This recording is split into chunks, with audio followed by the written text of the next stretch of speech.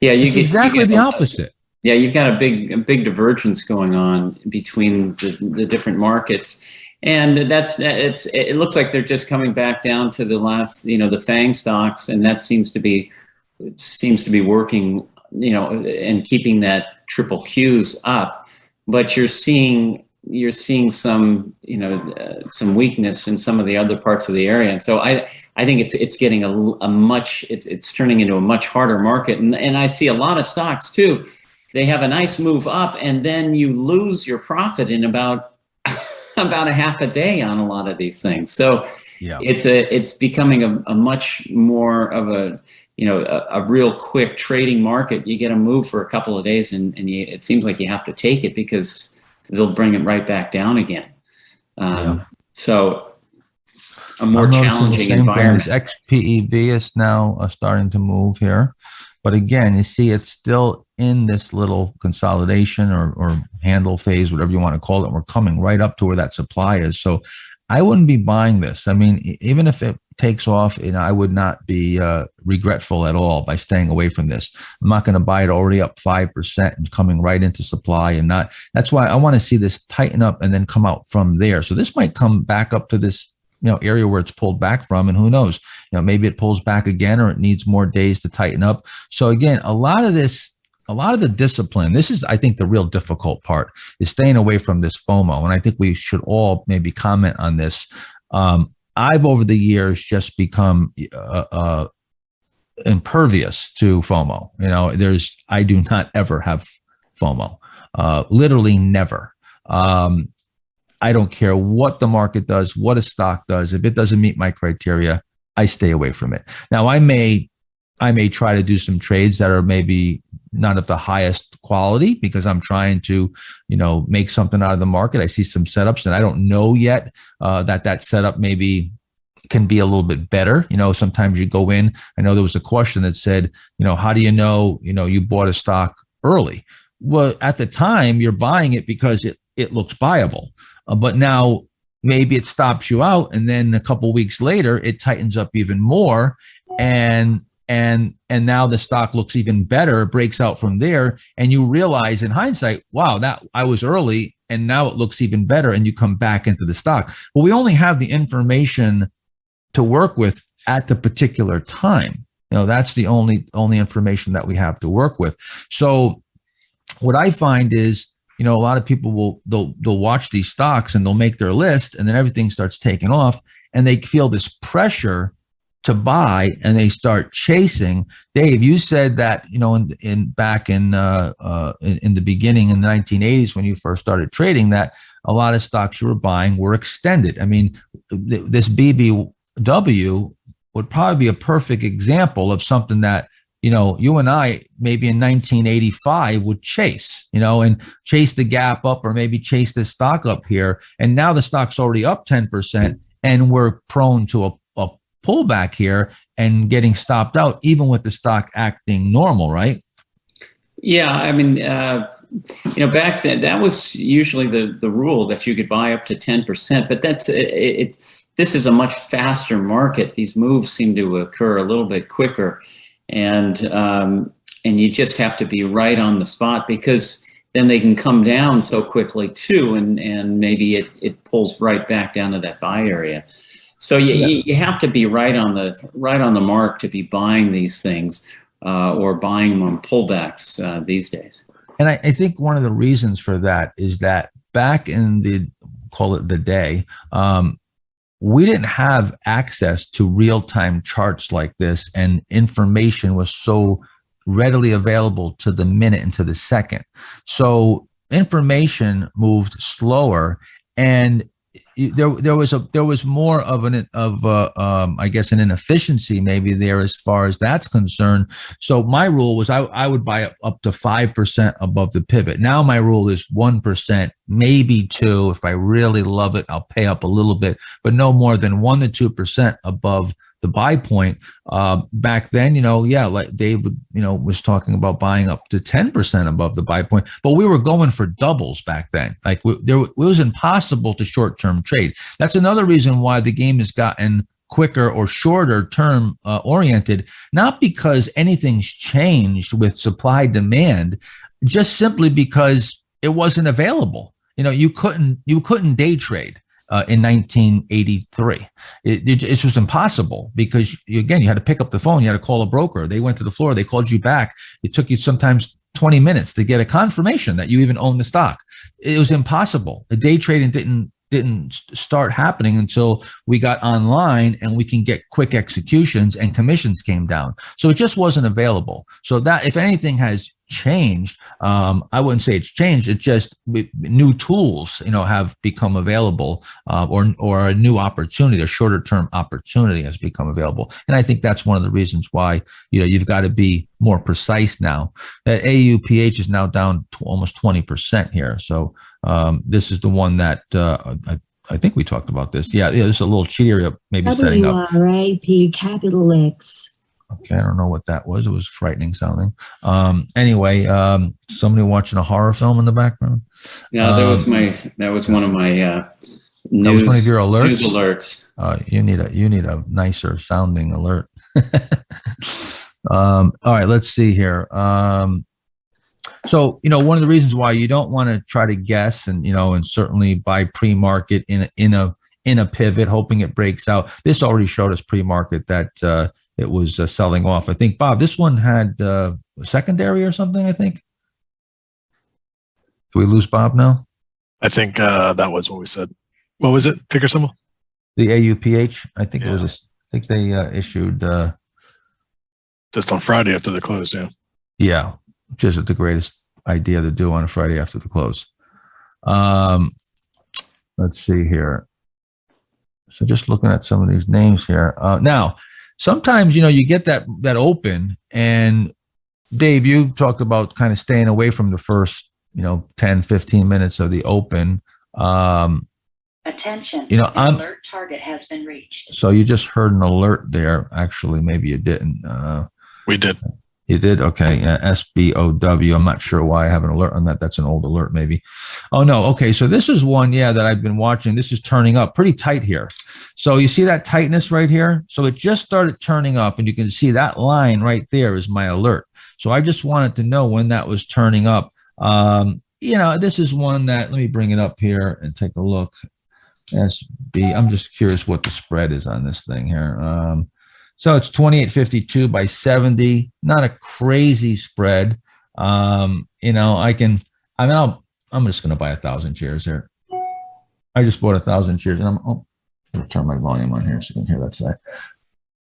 Oh no, I can't do that because then you get an echo. Okay. So yeah, I just bought 1,000 shares. Let's see what happens here. Again, this is sort of right off the fly here. Let's see. Hold on. SBOW. And yeah, this, fairly thin trader, 206, 99 relative strength though, very tight here. So we're getting a little pop here. Yeah, I'm up 1,500 right off the hop here. Yeah, the mark, the one thing that I was saying earlier on that group is that you had a number of stocks. I always like to look to the group and see what the group is doing. You had a number of stocks that broke their 50-day moving averages last week, and it's just something to keep in mind. That was a stock that I also wrote down. Very, very tight. I think it looks good. But you just keep that in mind on the names that are within the group to see, are you getting confirmation on other ones? Okay, real quick. Yeah. So I'm up a couple thousand on this. It's fluctuating a little bit between 1,600, 1,700 and a couple thousand bid and offer. So this is sort of just an off the cuff, this is actually a microscopic trade. I'm normally going to buy in something like this, 10,000, 20,000, 50,000 shares. Maybe we'll find something that I can trade larger, but I'm going to just put in right now, I'm going to put a stop on my break even. That's it. Right. I just put a stop on my break even, which I got in at 28.83 was my purchase price. So I'm free rolling it. If you want to just scalp this real quick, we could take a little profit here, but I'm just going to free roll it right now. Now, using, for swing, I want to play this for a bigger move. I'm going to probably set my stop below these lows right here, below the 50-day. I would like to see it hold the day's low. But again, let's measure that. And 28.83 is right here. So those lows right here, if we get down to this low right here, we're talking about 7-8%. So see, this is really important for you to understand. You see how I'm backing in here to even my worst case scenario here would be a stop that is commensurate with the math. I don't want to have a loss bigger than 7-8%. So right here, this technical out, these lows here are giving me a technical out that is still okay with the math. For today, and again, just so you know, I mean, I'm going to try to trade a few things here today, but I'm not going to lose money just to entertain you. So we're going to have to find something that's actually viable. And if I'm going to trade any size, it's going to have to be something that's got some liquidity and is set up properly. I'll take a few shots here with maybe 1,000 or a couple thousand shares on a few names. But I'm certainly, I don't like to lose money. So I'm going to, again, trade this from a standpoint of this is like set up now totally for asymmetric leverage, right? So I get in here, I've got a profit. I set my stop now. It moves up. It gets away from the breakout. I put my stop at break even. I have nothing but upside and downside completely capped, at least for today. Overnight, there's gap risk, but we'll cross that bridge later. So if this stock jumps up here and it's up 10% today, okay, so now I've got myself a cushion. I can sell part of it, finance my stop. I can day trade it, take a quick profit. I can move my stop to break even, and now I'm free rolling. See, this is the position you want to get in. You want to always try to angle yourself where you have that option. You don't necessarily have to move your stop up to break even. And I would say, if you move your stop up to break even immediately like this, you're going to get stopped out a zillion times. All right. So, but I don't care at this point. I don't want to lose any money here today. And this is, what I'm showing you from a short-term standpoint. But the bottom line is that you always want to have the option to improve your worst case scenario. You don't have that option until the stock starts moving up. Once you get at a profit, you can improve your worst case scenario, but not at the expense of choking off the trade. You can now, like I said, sell a portion of it, or you've got some room to work with the price action. Now, if the stock's up, well, if it comes all the way back down, it's not acting normal, and you want to get stopped out at break even. In the beginning, as it just starts to move, yes, this could very easily, back off and come back down. Half of your stocks are going to come back down to the breakout point, and would stop you out if you're having a break even stop. So anyway, this is a good little quick, if I'm going to, jump in there and take a shot at something, it's going to be from a very tight area. Now, did you notice that? Here's a good point too. Did you notice that this is a stock that I already had an alert? So I was already looking at this last week. I did not even have it on my list here this morning. So this is not an audible. This is actually a stock that was already set up that I just didn't put back on the list because I clear my list out each week, and I clear the list. I start all over again. But my alerts had this. So this is the benefit of setting alerts before the markets open, and even keeping track of stocks that you might have sold or stocks that you were following the week before. So the alert let me know when this stock was starting to move, and bang, I got my eye right on it, just like that, right? So that's the benefit. And with this particular program too, you can just right click, add alert, and boom, you just put in the price, and you can say add or above, add or below, in range, out of range, and it's going to set that alert. And you can also tell it if you want to see a little line there, it'll show you where the alert is set. You don't have to have that, but I keep that on. Let's see. So we got one little trade on here. It's holding up so far. Now, another thing too is you want to watch.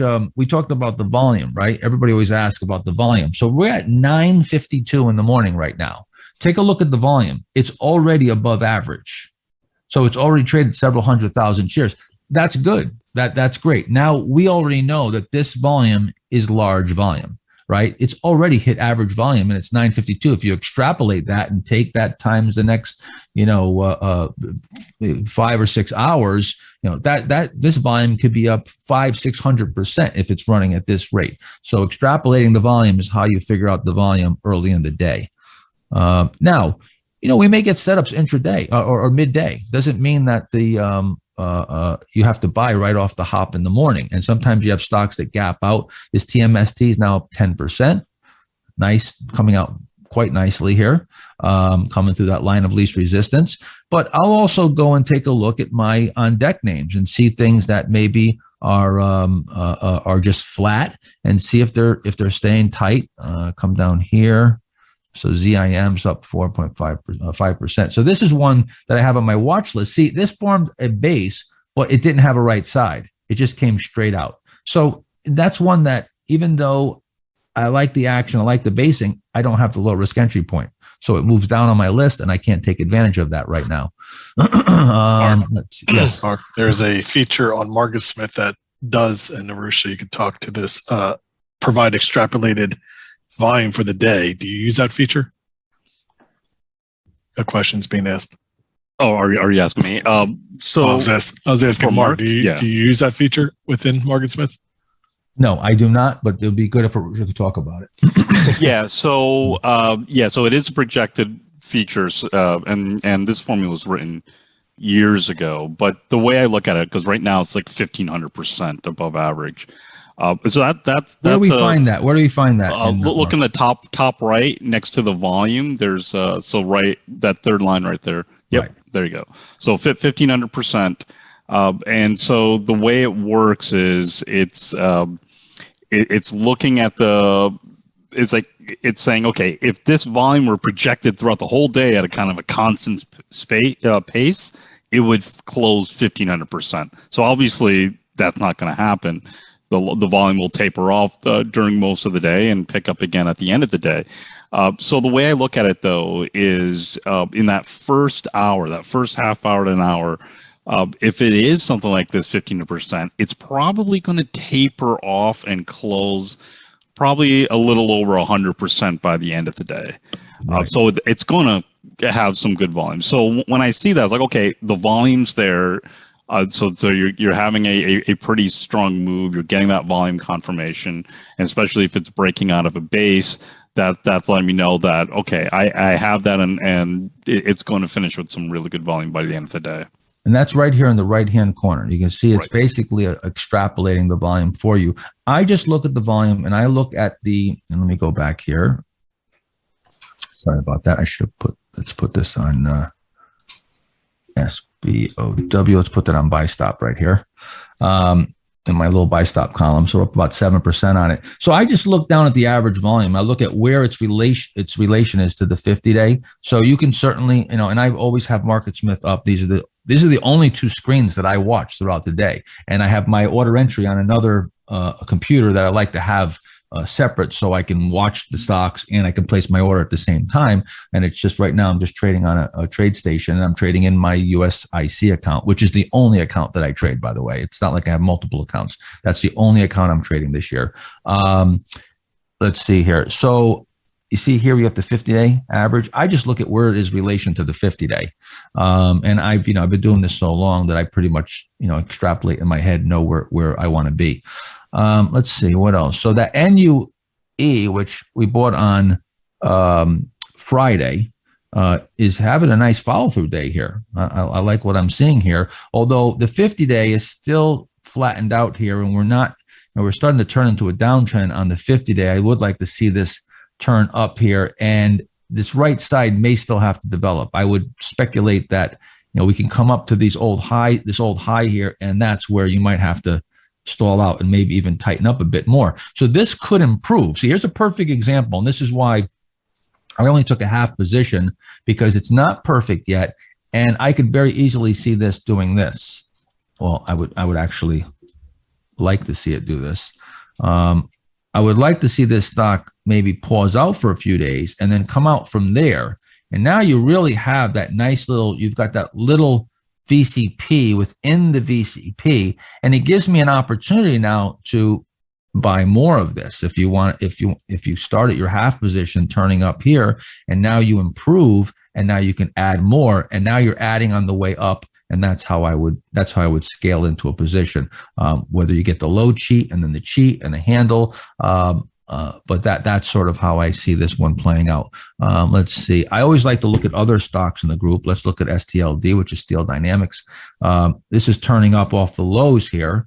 Nucor's looking a little bit better. But again, I like to look at various stocks within the same group and see if they're moving too. Looks like we're maybe coming back to some of the Dow names now. Although we got the Dow's up 0.71%, the Nasdaq's up 0.76. So they're pretty much doing the same thing today after decoupling. FFTY, Investors Business Daily, is trying to tighten up over here. And I think this is really showing you like this is sort of game time here, because as we're building this right side in the FFTY, this should break out from here, and that should coincide with some stocks setting up and breaking out. If this breaks down from here, well, then you get this little pivot failure. Again, I'm deferring more to the individual stocks, but this is to get a read on looking at the IBD names, which are names similar to what I would generally traffic in. Dave, or actually Mark Ritchie, you haven't heard from you in a while. Are you doing anything here this morning? You're over there quietly like a mad scientist, probably making money and not telling us. Yeah, no, I'm not doing a whole lot. Well, Build-A-Bear is a good example. If it had come out cleanly, I might have bought some, but I'm not going to chase that gap, just like you talked about.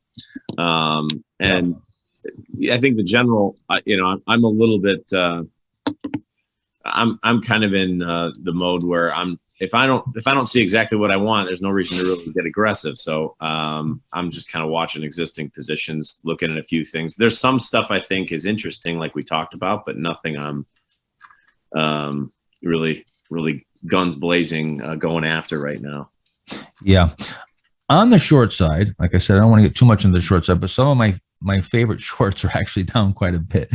Snap was one of them, which I think has had a big break here and is going to go lower. This reminds me similar of that LL Lumber Liquidators situation that I showed you during the curriculum. You can see here, that's a ledge. You got the big break and now it can't rally. And then you get the outside, weak here. This is looking pretty heavy. So I would this would be one that I would definitely avoid. You could easily get a snapback, a rip your face off rally. So you got to be careful with these.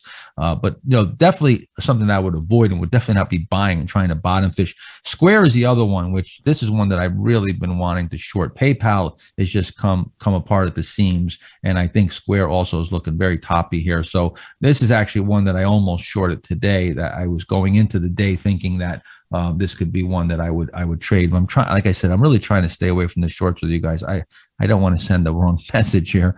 Now, if we're in a bear market, and we're really the market's horrible and there's lots of short setups, yeah, I would entertain the short side, but it's more, I tell you, it's more for me, it's more entertainment than anything, and just staying in the trading mode of having a challenge, if you will, because I generally play them very small, and I have not made a lot of money on the short side. It just hasn't been a profitable venture for me. Peloton's another one that, again, we talk about these, the 50-80 rule and these leaders when they top right here. Let's see, Peloton is already down 73%. There's the 50-80 rule right before your eyes.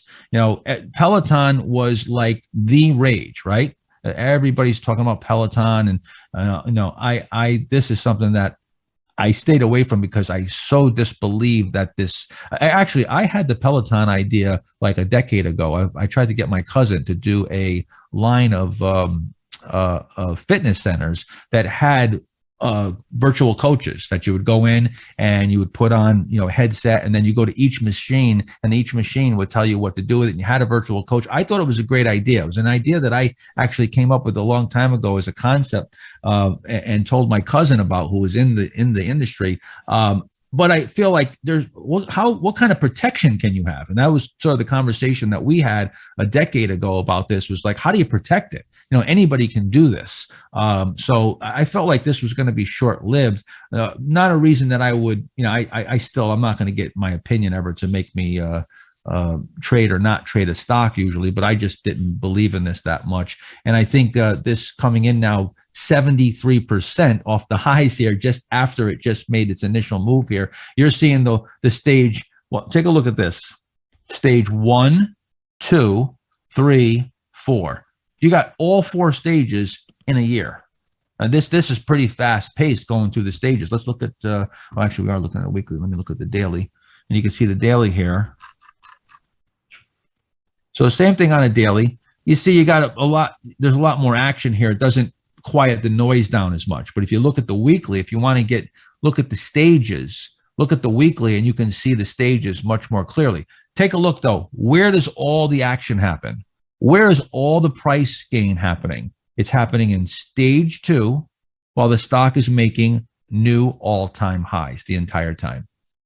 Right? Mark, Just you're like showing logarithmic charts. Are you able to show that regular just to show the dramaticness of that sell-off? Because the log. the dramaticness, you want to really show that it's dramatic. You want to look at it on a logarithmic chart, because an arithmetic would skew it and it would look more dramatic than it really is. It wouldn't be apples to apples comparison. This is going to show you and adjust. So the percentage of a move is, from here to here is the same distance from here to here percentage wise. So we want to use a logarithmic when we're looking at a longer term. When you're looking at a short amount of price action, you can use an arithmetic.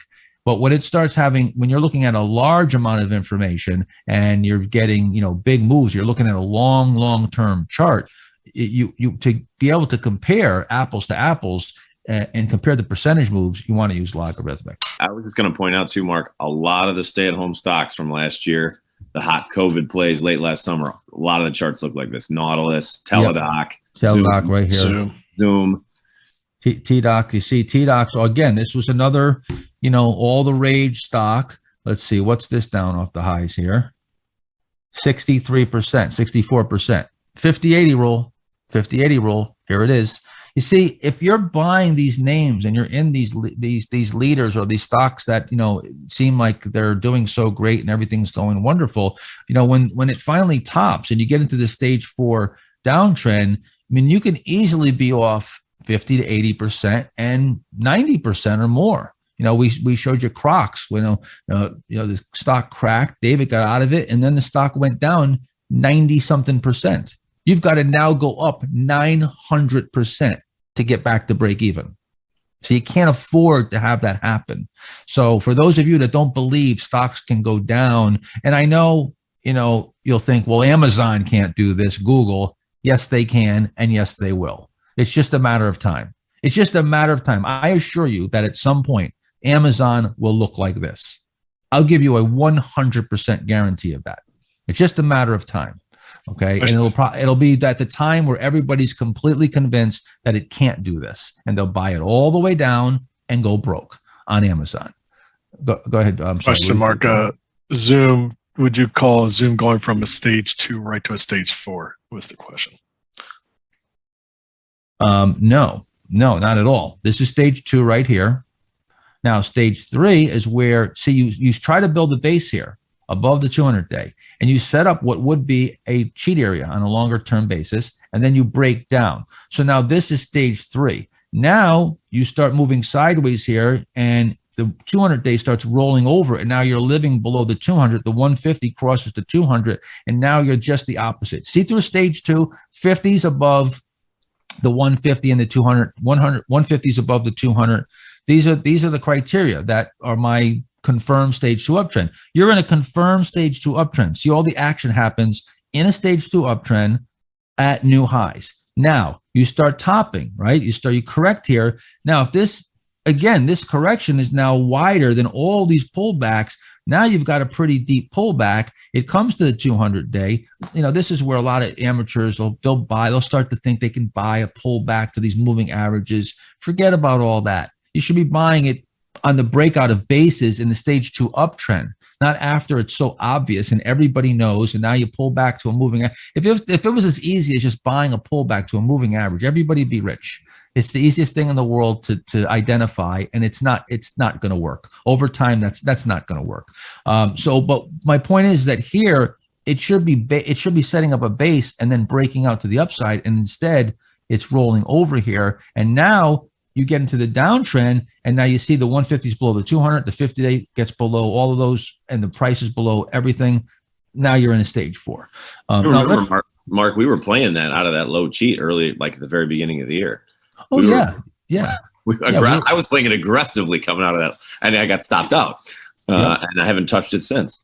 Yep, absolutely. As it was turning up. And then, of course, like I said, it doesn't work out where it should have rallied. It didn't rally. And now it's rolling over. And now you're getting very toppy. And for shorting, we're not looking at shorting until it at least starts breaking below the 200 and over here somewhere. And preferably once it's in the downtrend, now you start looking at these as potential shorts. Now, to contrast that, we take a look at Tesla. See, Tesla may look late stage, right? It may look late stage here. It's made a big move, and it's got a little climax move here, but it's not toppy at all yet. You see, it's still in an uptrend. This recent base, if this base broke down, then you'd start looking at this as a stage 3, but instead it broke out. So now this is just another big base within the uptrend. And we haven't gotten toppy yet with Tesla. Couple of quick comments. That measuring tool, guys, that is a feature on eSignal that is not available on MarketSmith. So that's a unique tool to them. All right, Arusha, put that in the comment box. He's already got it, I know.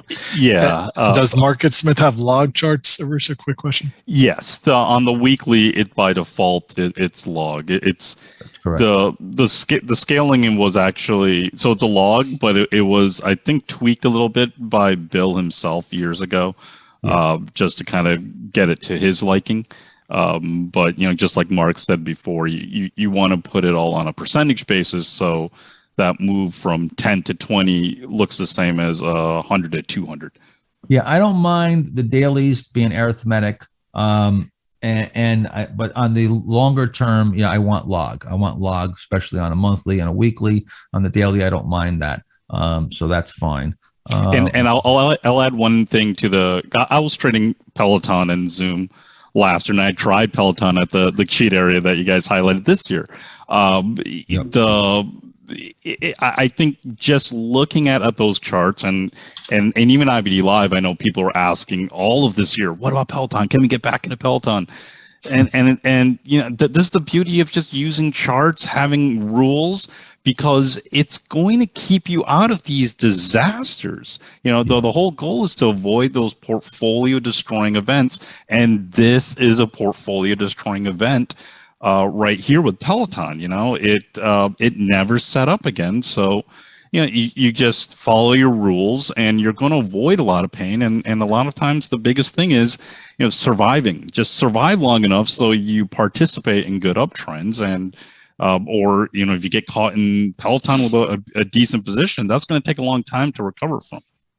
Yeah, and again, that's the broken leader syndrome. Remember, we talked about the broken leader syndrome, when you'll get a stock that's made a big move, and then it's popular, and then it comes down. It's down 50%, 60%, and then all of a sudden, all the amateurs are buying it because they got this bargain. They've got Amazon. Once Amazon is down 50, 60%, I can assure you that's probably when the secular move is over. That's not the time to buy it. So. Again, once the stock becomes really popular and it's obvious to everybody, and everybody, it's the official growth stock or the official, leader, that's when you got to be careful of buying them, once they break, because that's where the institutions are getting out. They're unloading, they're unwinding those big positions. This right here, again, as O'Neill used to say, I think he used Aunt Sue, I use Aunt Betty, someone's aunt. This is not Aunt Betty selling. Okay, that's big institutional volume. And my breakfast just arrived. I got some grits here, some Southern grits. Can I get a water too? Arusha, the big question of the day: what is the latest update on MarketSmith plans for revamping their charts? Well, now since I'm not officially part of the company anymore, I'm not privy to the most up-to-date stuff, but we were working on it. We were working on a completely new platform, and I think that is continuing on. Now, the timeline scares me. I'm getting scared now because I like it. I hope they don't start screwing it up. Yeah, me too. But yeah, but here the reality is, when Dow acquired IBD, it's timelines are going to change. They're probably going to take a step back and see, how can they add some of their stuff. They paid a lot of money for IBD and Dow, and so naturally they're going to want to have some influence on some of the platforms and products and things like that. So I smell no we idea. might have to start our own company.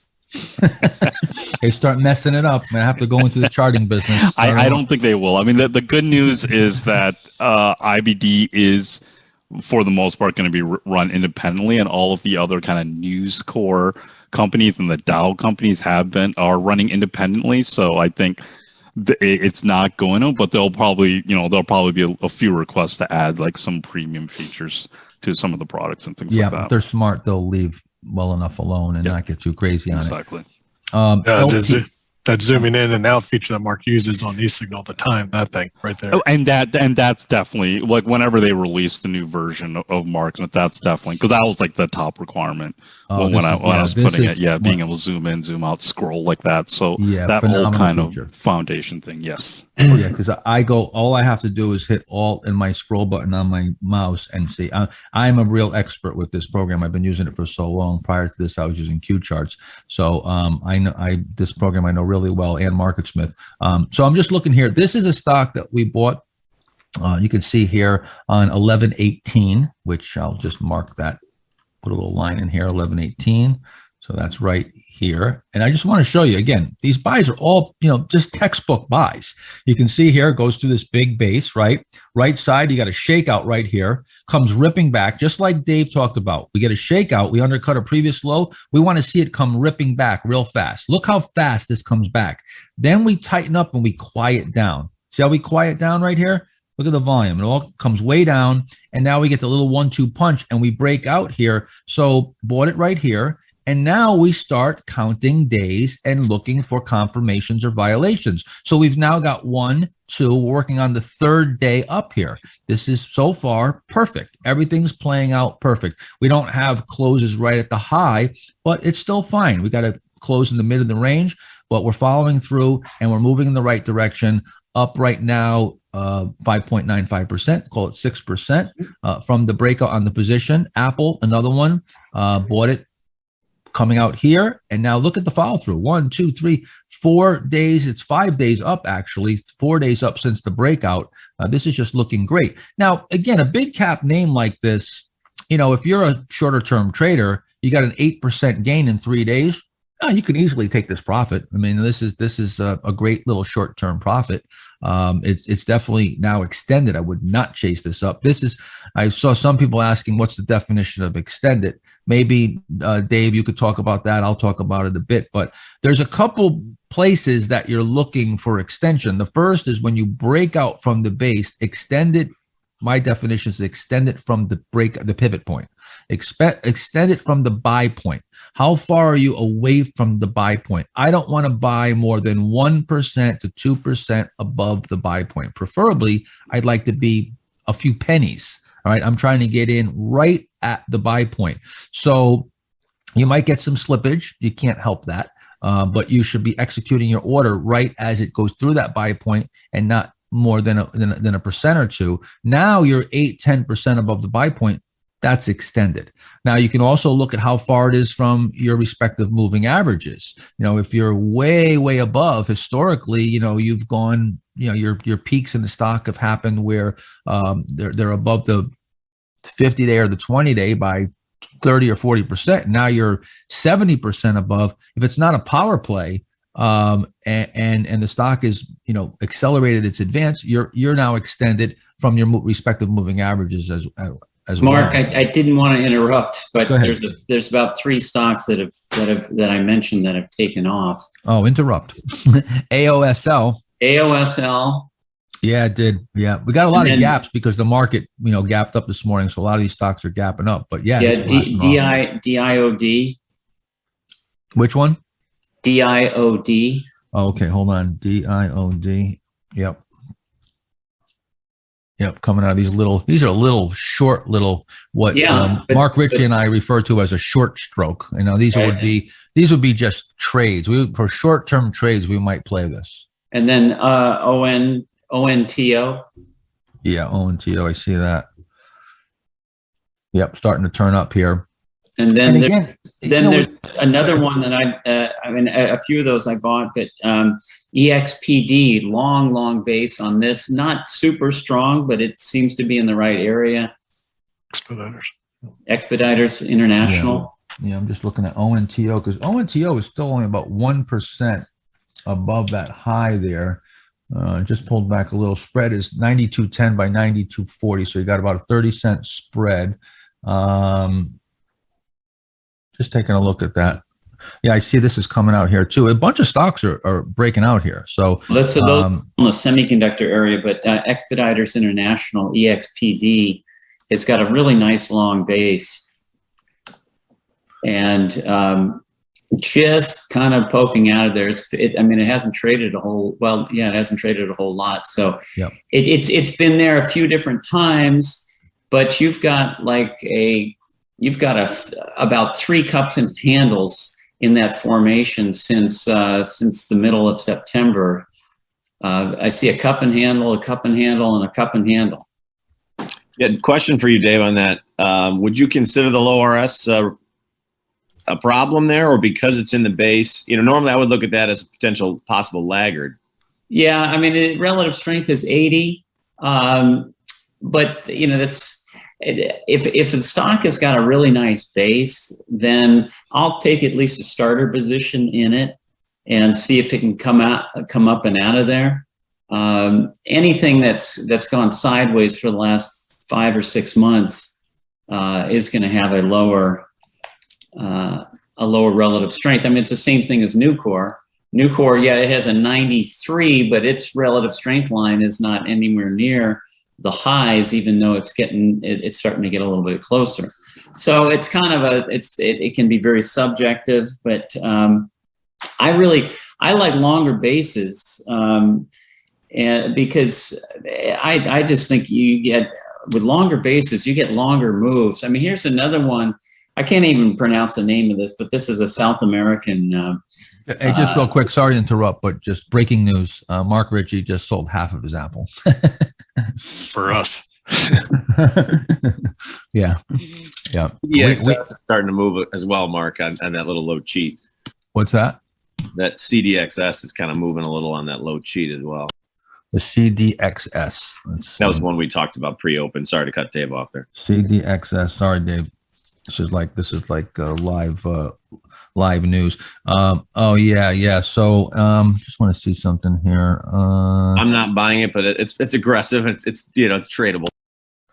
Yep. Let me just see CDXS. So this also this ONTO is turning up a bit more. I was just going to buy that, but like I said, I'm yapping away here, so I don't like to get too sidetracked. The CDXS. Yeah. What was that? What was the relative strength on that? CDXS. Yeah, 97 here. Yeah, that's coming from a little cheat area right here. You got, all right, I'm going to, what is it up right now so far? I don't want to chase it up. Yeah, it's up about 4%. I just bought a little couple thousand shares here. So let's see if we can get this to run up here. All right, so I've got the SBOW and the CDXS, and my stop is below the low of today right now. As I'm going in here, I know my stop ahead of time, so I'm moving up a little bit here. I mean, we're getting a lot of pin action here today. I have to say, we're getting, look at AOSL. You also have something like a TIL, which, again, like I said before, you want to wait till the stock moves out. You see this stock didn't move out, and now it's down 10%. We're also talking about AUPH. That was a potential little cheat area. This gap down, it was down even more than it is now. It's down 25% right now, and that's off the lows. So again, there's on both sides of the coin here, you've got risk and opportunity. The whole idea is to cut off that downside and expose yourself to that upside. And you see, we're we're selecting from a list of companies. If you remember my interview with Larry Height, we talked about how he ran a study and just put a 2% stop and did a random screening. And I did a dart throwing test where we literally put up, and Dave, I know I interrupted you and completely pulled away from what you were saying. We're going to come right back to you. I'm sorry. I apologize, but we're going to come right back to you in just a second. So I threw darts and then set stops and found that that was profitable using a dart throwing. That was something that, people did many years ago. You throw a dart at the Wall Street Journal and use it as a trading strategy. That works best if you pre-select the list. So now you select a list of stocks that are all high momentum, high RS, stocks that are moving. And that's what Larry Height said. He said, you used a list of stocks that were moving. That was his point. And then I threw darts. It wasn't like I just threw darts at stocks that were at 52-week lows. I was throwing darts at stocks that had the potential to make big moves. Then I set that stop and use different stop loss levels to dial in where the optimal stop loss would be relative to where the average gain is on the winning side. So even if you threw darts and you were right 30% of the time, there is a mathematical level of a stop loss that would work if that upside would, whatever that upside would come to fruition on that 30%, on the 70% of the loss side, or percentage of losses, you would now find that mathematical number. And that's what we're trying to do here. We're something like this CDXS, again, this is in a powerful uptrend. I'm crimping off the downside and I have nothing but upside, right? That's the key. I'm sorry. Let's go back to you, Dave. Well, bring up SQM. This is where I like long bases. SQM. Try to pronounce that name for him. I never took Spanish, so I don't want to even attempt it. But fertilizing stock and fertilizers has been weekly stronger groups this year. But you can see that this is my buy point was around 58 when the stock was coming through a really nice long base. I didn't wait till 60 because I drew the line where a majority of the highs was below that 57 and 57.43, 58.28, and came up and had a really nice breakout on big volume. Last week they reported earnings. The stock actually pulled back, and then this morning I can't find the news of why this stock is up 13% today. But if you back up on this, if you go to a weekly chart, I'm on a weekly right now. You'll see a much longer base that takes you all the way back to September of 17. And then if you go to a monthly chart, okay, if you can, you're going to see a base that takes you all the way back to 2011. And I've always found that come out of a really nice long base, it can create nice long-term moves. And keep in mind, when David says base, and if we measure this is a 80% move. So this isn't the base that he's buying off of. This isn't a cup with handle, although it is. It maps out a cup with handle, but he would not be buying based on this. He's simply, again, I got to be careful because everybody takes everything very literally, and they're going to start buying, a 10-year cup with handles. But when we zoom up on this, right, and we go to the weekly, okay, we've got, this is the volatility contraction right here. You see, we're now in a stage 2 uptrend. So when you look back at all that time that David's talking about, this is certainly a plus. What David is saying is that you're coming out of this long sideways action, but you've now tightened up on the right side and you're in the stage 2 uptrend. So again, you've got to be in that stage 2 uptrend. That's number one. So we look at the weekly, you see we're in the stage 2 uptrend, and now here's your first base in that stage 2 uptrend, and now you're breaking out of there and you've got the VCP. We do the measurement, high to low here. It's about, this pivot's about 8, 10, 12%. So that's fairly tight. We tighten up even better on the right side. Let's go to the daily. Hold on, got me confused on my charts here. Now we look at the daily here. You see, now you're really looking at it and you're seeing nice and tight right here. You get the breakout, nice volume comes in. So this is where you're zooming up. Remember, we talked about during the curriculum starting from a satellite view, moving down to an aerial, then an overhead, then microscopic. That's exactly what you want to do with the charts. Just like we went through the whole curriculum, we started very, very looking at broad-based and perspective, and then we zoom down. That's basically what David just did. He's looking at the broad perspective, looking at that monthly, looking at the long term, and then zooming down, and zooming down. But he's not going to buy unless he's getting this tightness on the right side, and we're getting that low risk entry point. Go ahead, Yeah. David. I don't know. One other thing I look at, and this is something that O'Neill taught me, is that this is something you would have to go to the MarketSmith chart on, and the weekly chart, and I'm looking at the earnings, and the earnings, the last time the stock was at this level was in 2017, and the company earned $1.63 a share. And if you look at the estimates going out for next year, the stock is going to they're estimating the stock is going to earn $2.84 a share.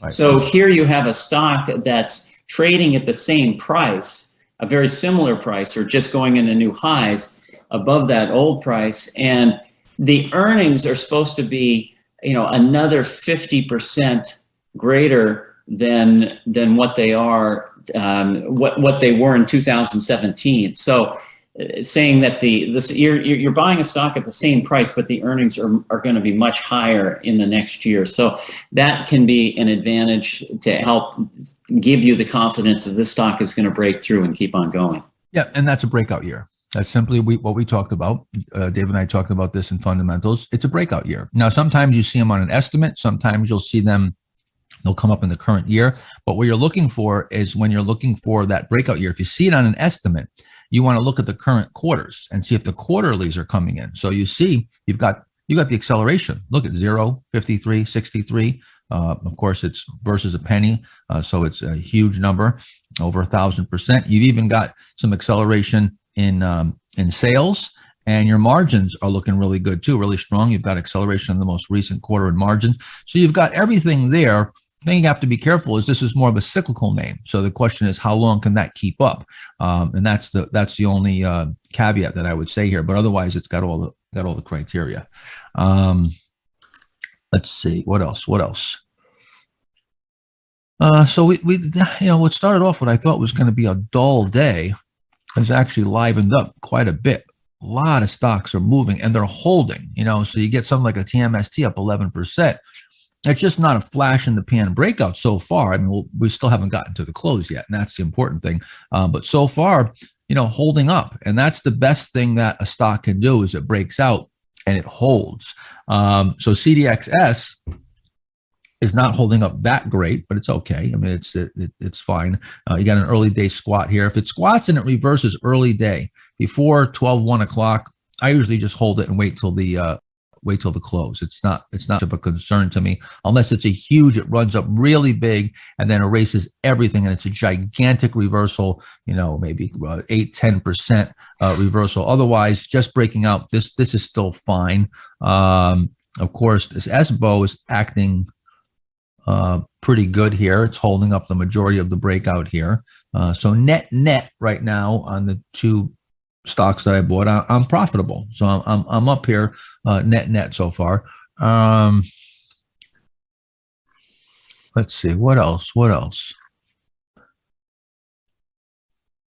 Mark, got a quick question in your weekly chart. Let's answer questions too, because let's interject as we're going here, because I know there's a lot of questions.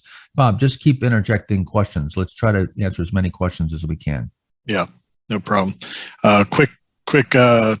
On your weekly charts, the moving averages you're showing are still the equivalent of the 50, 150, 200 day moving average on your weekly charts? Yes, it would just be a 10-week, a 30-week, and a 40-week.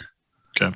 Yep. Questions for the whole panel is asking what brokers you use, and why basically would you choose one over another? Yeah, so I use, I'll answer that first. I have 10 different brokerage, or maybe even more. I have at least 10 accounts. So I have a Mira account. So any account that I have, I always have a Mira account, at least one Mira account for for my other accounts. So if I have, $1 million in one account, I have $1 million in another account. I talked about this before. In case that brokerage firm goes down, I can always short against those names that I'm long in a different brokerage firm. So that gives me some protection to hedge against my positions if I couldn't. You're fully invested and you've got a lot of money at risk, and suddenly you can't contact your broker and the market's crashing. What do? So you're at that mercy. So I've had some problems in the past where I realized that I had to have some type of contingency for that. But I have accounts with just about everybody. I mean, I have a Goldman Sachs account. I have I have an E-Trade. I have an Ameritrade. I have a IB account. I have a Schwab account, TradeStation. I've been trading up with my TradeStation. I like their platform. But to answer your question, the platform, it's how well the platform, if you're using charting, you see, if you like the charting on the platform, in the order entry system, you can have TradeStation has some nice bracketing and stage features where you can stage orders, you can set them up. And then when they're ready to go, you just go to your stage order and fire it off. And it just sends your order off as already predetermined. You also have bracketing where you can set stops and multiple stops and bracket around the order. So you have a stop above and below. So it depends on the features, I guess. I don't know. What about you guys, Dave? I've got a few different firms. I find that there's certain firms that I get a better. I seem to get a better execution, and that Fidelity I seem to get better executions at Fidelity. So, but I have a few different accounts, and that's really the only difference I see. But I like to spread out because I don't want to have all my money in one institution and that institution get into trouble. So that's why I spread it around a little bit. But I don't want to really go beyond 3 accounts because that's a lot to keep track of. Yep. You also have to figure out, where you get the best execution. If you're trading size, you might have to go to somewhere who handles size a bit better. Some brokerage firms and some platforms are better suited for retail investing or retail trading. Another thing too is I actually have to keep a couple accounts that have better short boxes. So meaning that there's more more shares to short. So I find that TradeStation isn't the best for shorting. They very often, if I try to short a stock, which I don't do often, but I still have that option. I like to have that option. TradeStation hasn't had the best short box. There's a lot of times where I can't short a stock at TradeStation. As a matter of fact, E-Trade is a lot better than TradeStation for shorting, and Fidelity has a very good short box too. You seem to always be able to find stock at Fidelity. How about you, Mark? Yeah, similar. I use TradeStation. I use Interactive Brokers, and I have an account at Wedbush as well. And I don't particularly care for any one of them. Actually, I think they all have their strengths and weaknesses. So nothing really new to add there. Okay. Let's see. Yeah, I was just add also for you guys, particularly our international clients, I would say Interactive Brokers does seem to be the most favorable for a lot of countries don't allow even to enter stop loss levels. So Interactive Brokers, which is a global company but based in America, I believe allows you to use stops no matter where you are located around the world. I use TradeStation as well as Interactive Brokers as well as a TD Ameritrade account, but mostly a lot of features also depend upon what Mark said, your needs. If you're if you're always on the go, maybe whichever has the best mobile app and the most convenient to use mobile app is going to be more important to you than a desktop version might be for me or for Mark. So it's going to be really dependent upon you. Anymore, commissions are next to zero, if not zero, which used to be a major factor in which broker you had. Like Mark talked about in the old days, hundreds of dollars versus $60 would be a dramatic effect. And then down to $25, those are dramatic numbers for those days. But anymore, commissions are nearly a wash. So you don't have to have that being an influence anymore. Bob, let's get to more questions. Quick question was asking about NVIDIA, if that would be an example of being extended or climactic. I think it's definitely extended. That's for sure. I mean, you've got the last viable setup you had was right over here off of that low cheat. You had a little bit of a gap here. I was actually entertaining this here. It came up on a gap, and then right here it wedged up a bit. But these were your buy points coming out of a base. So now you've run up. You got this this pullback. You've gapped. So you're absolutely getting extended here. I mean, this is this move right here is a 80% move. Let's go to a weekly. And this move right here, 1, 2, 3, 4, 5, 6, 7, 8 weeks. In 8 weeks, that moved up just about 80%. Dave, you guys turned a lot of this stuff. That is a pretty much a classic climax run, right? We lost Dave. Oh, I don't even see him on camera. Yeah, he might have gone to the bathroom break. Bathroom. Like we used to say, it sounds a bit crude, but we used to say back in the day, if you haven't peed in the cup, you're not trading large. we don't go to the bathroom too often because it could be very costly. Mark, could you, with my little puny positions right now, it doesn't really matter much, but can you better define what a short stroke would be? Just a couple weeks, these small 2, 3, 4 week patterns, if you want to call them patterns. I very seldom even try to trade those. If I was forced and said you have to make money in the market, and maybe if I was behind in the U.S. investing championship and it was the last month and I had to make up ground, I'd probably try to trade anything, and I try to trade maybe some of these short patterns for quick trades. But just a short, a small sideways action, you can almost call this a short stroke right here. But again, this is certainly so Arusha, I'll defer to you as far as what's your take on NVIDIA as far as 80% in 8 weeks.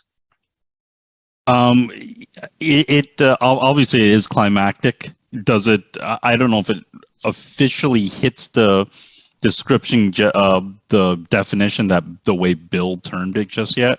A lot of times out of a later stage base, it would be a minimum of around 12 weeks or so from that base. So we're probably getting pretty close, but the reason why he kept it a little bit longer is because sometimes everyone can see that it's gone on this exhaustion run, but it's usually those last few weeks they get even more ridiculous. So, but you don't see too many climax type of runs these days. But maybe we're set up for one because it seems like the few that are hanging in there that they are really holding up a lot better than We have not. You're right. We have not seen a lot of climax runs, but I feel like we're set up for a potential where we really can suck the retail traders in on these big cap, mega cap names that everybody believes are impervious to pullbacks and always come back. And again, maybe the NVIDIA runs up for 12 weeks or so, and it's up 100%, and everybody's looking at this as still the greatest thing in the world, but we're accelerating the rate of advance at this point. You can see we've gone up at this angle, and now we're starting to go at a steeper angle. And now you've got that 80% in just 8 weeks for a company this big and this popular to go up 80% in 8 weeks. This to me is absolutely in a climax blow off phase. I don't know how much it's going to go, but I would absolutely sell right into this. Even if I was a long-term investor, I would be selling into this. If you go back and you look at the longer term, you see, look at this nice big base. This is where you want to get involved if you're an investor and you're coming off of bear market lows. But this is the investment grade area right here. And then, you've got these bases along this stage 2 uptrend. You briefly go into a stage 4 and you come back into another stage 2. So you're in a new stage 2 uptrend, but you look at the long term. I mean, this stock has come a long, long, long way, and we're starting to accelerate here to the upside.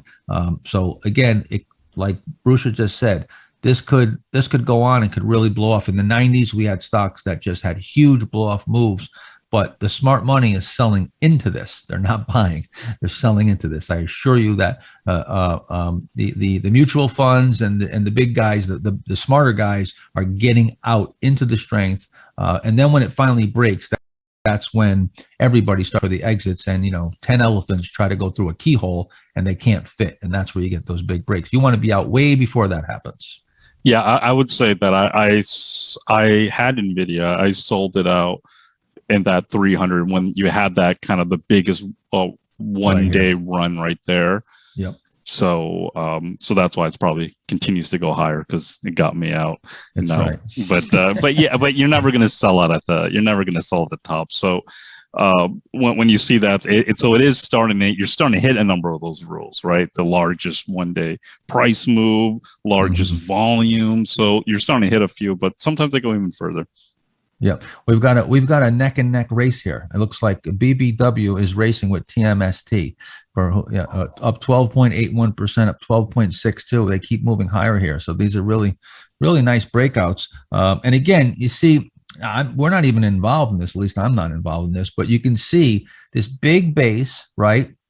It's not a coincidence that the stock is moving up so big and so nicely and the volumes coming in on this one day, because you see it all comes down to that specific entry point that I talk about, where you've got the tightness, you've gone through, and you're coming through that line of least resistance. That's the key. Now, again, you see that I'm all risk. Once this gapped up, I stayed away from it. Once it got away and it was extended from the buy point or extended from, on the day, I stayed away from it. So I'm watching this. This is great. I love the fact some of you might have bought this. That's fine. You maybe take a little bit more risk, but the bottom line is, even on this gap, it's coming out of this base. Same thing with the TMST.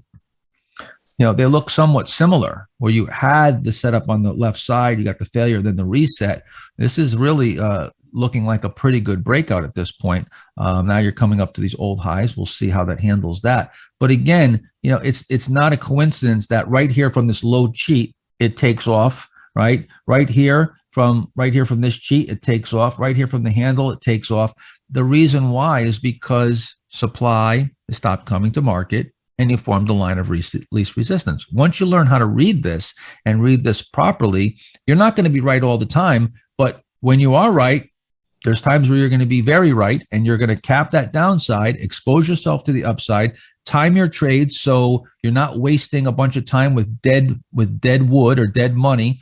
You're in the areas that have the potential to move, and you'll have asymmetric leverage, you'll have asymmetric volatility, and you'll be able to compound those returns. So far, this breakout's looking really, really good. That's why you can never tell. You've got to just buy the stocks. Let people ask me, what stocks are you picking? I basically make a list of stocks that meet the criteria, and then I let them pick me. I try to let them pick me, at least, and that means the stock that breaks out first, that's the one I'm buying, as long as it's coming, it's not extended, it's coming through the buy. I'm going to chase it up. If that one takes off like these did, I'll take the next one, as long as that breaks out correctly, and I have that risk is of acceptable amount of risk. That APRN. Oh yeah, that's so this is that blue apron. So this is coming from a little cheat area too. And again, this moved up a couple 100%. Let's see, maybe off about 30%. So this is a little deep. This is 30%. You had that one day and it did recover. If I was to cut it a little bit of slack, I still am off about 26%. So this is a little bit too deep. I generally would avoid this, and it's low price. So being a, excessive pullback, low price, again, if you break your rules, you might say, well, it's your rule's 20%. Well, it's just 25%. Let's break the rule here. And then you go from 25 to 30, and before you know it, you don't have any rules. So you got to draw the line. This is all about drawing the line. Stage 2 uptrend. You start trying to go too early, well, you're not buying in the stage 2 uptrend anymore. You're buying in stage 1. You go a little bit earlier than that, you're buying in stage 4. You your loss, you want to keep your loss at an average of 5-6%. Before you know it, you start expanding those parameters. Now your average loss is 7-8%. Remember what we talked about saving bets? This is where you got to get away from these one-time moments. No, just this one time I'll break my rule. Just this one time I'll do that. They all accumulate. Just these one times all start adding up, and you don't realize it, but that's where your return is going. Just like poker, you have a profitable night. If you just played at the end of the night, you look and you say, I didn't make any money. But then you go back and you look and you made a bad call 47 times during the night and you threw an extra $25 in there. That was your profitable night right there. That was your profit. If you just had stayed disciplined, you would have had a profitable night. Okay. But instead, you didn't save bets. It's the same thing with it's the totality of all these things that we're showing you, that when you bring them all together, it's incredibly powerful. All right. So you got to get your game tight from all directions. It can't just be in just one area. It's got to be in everything. And you've got to be disciplined down to every single thing you're doing needs to be super, super tight. And once you get that, then you've got that full, then you have a shot at being a Michael Jordan. You have a shot at being, a superstar, but not until you're a superstar at keeping your discipline. So we're going up, Bob, more questions. Let's keep going with questions. And then we're going to go into, I like to probably around midday, like maybe 12 o'clock, we'll go into MarketSmith. You're going to be able to do that, you think, Arusha, around 12 o'clock? Yeah, probably more like 12:30. I think I have like a 12 o'clock meeting. I'll just have to hop on, but around 12:30. Okay, 12. Yeah, let's do that. I want to do it in the middle of the day when it's the slowest for trading, right. And we'll hop on MarketSmith and let Arusha take us through MarketSmith and start looking at some of it, and we'll do some screening too. Dave and I'll do some screening, and Mark, and we'll go through some screens. But some more questions, Bob. Yeah, one question is asking everyone if they are using market orders, buy stops, or also on the alerts on your desktop. Is it just an alert, or do you already have an order preset for everybody?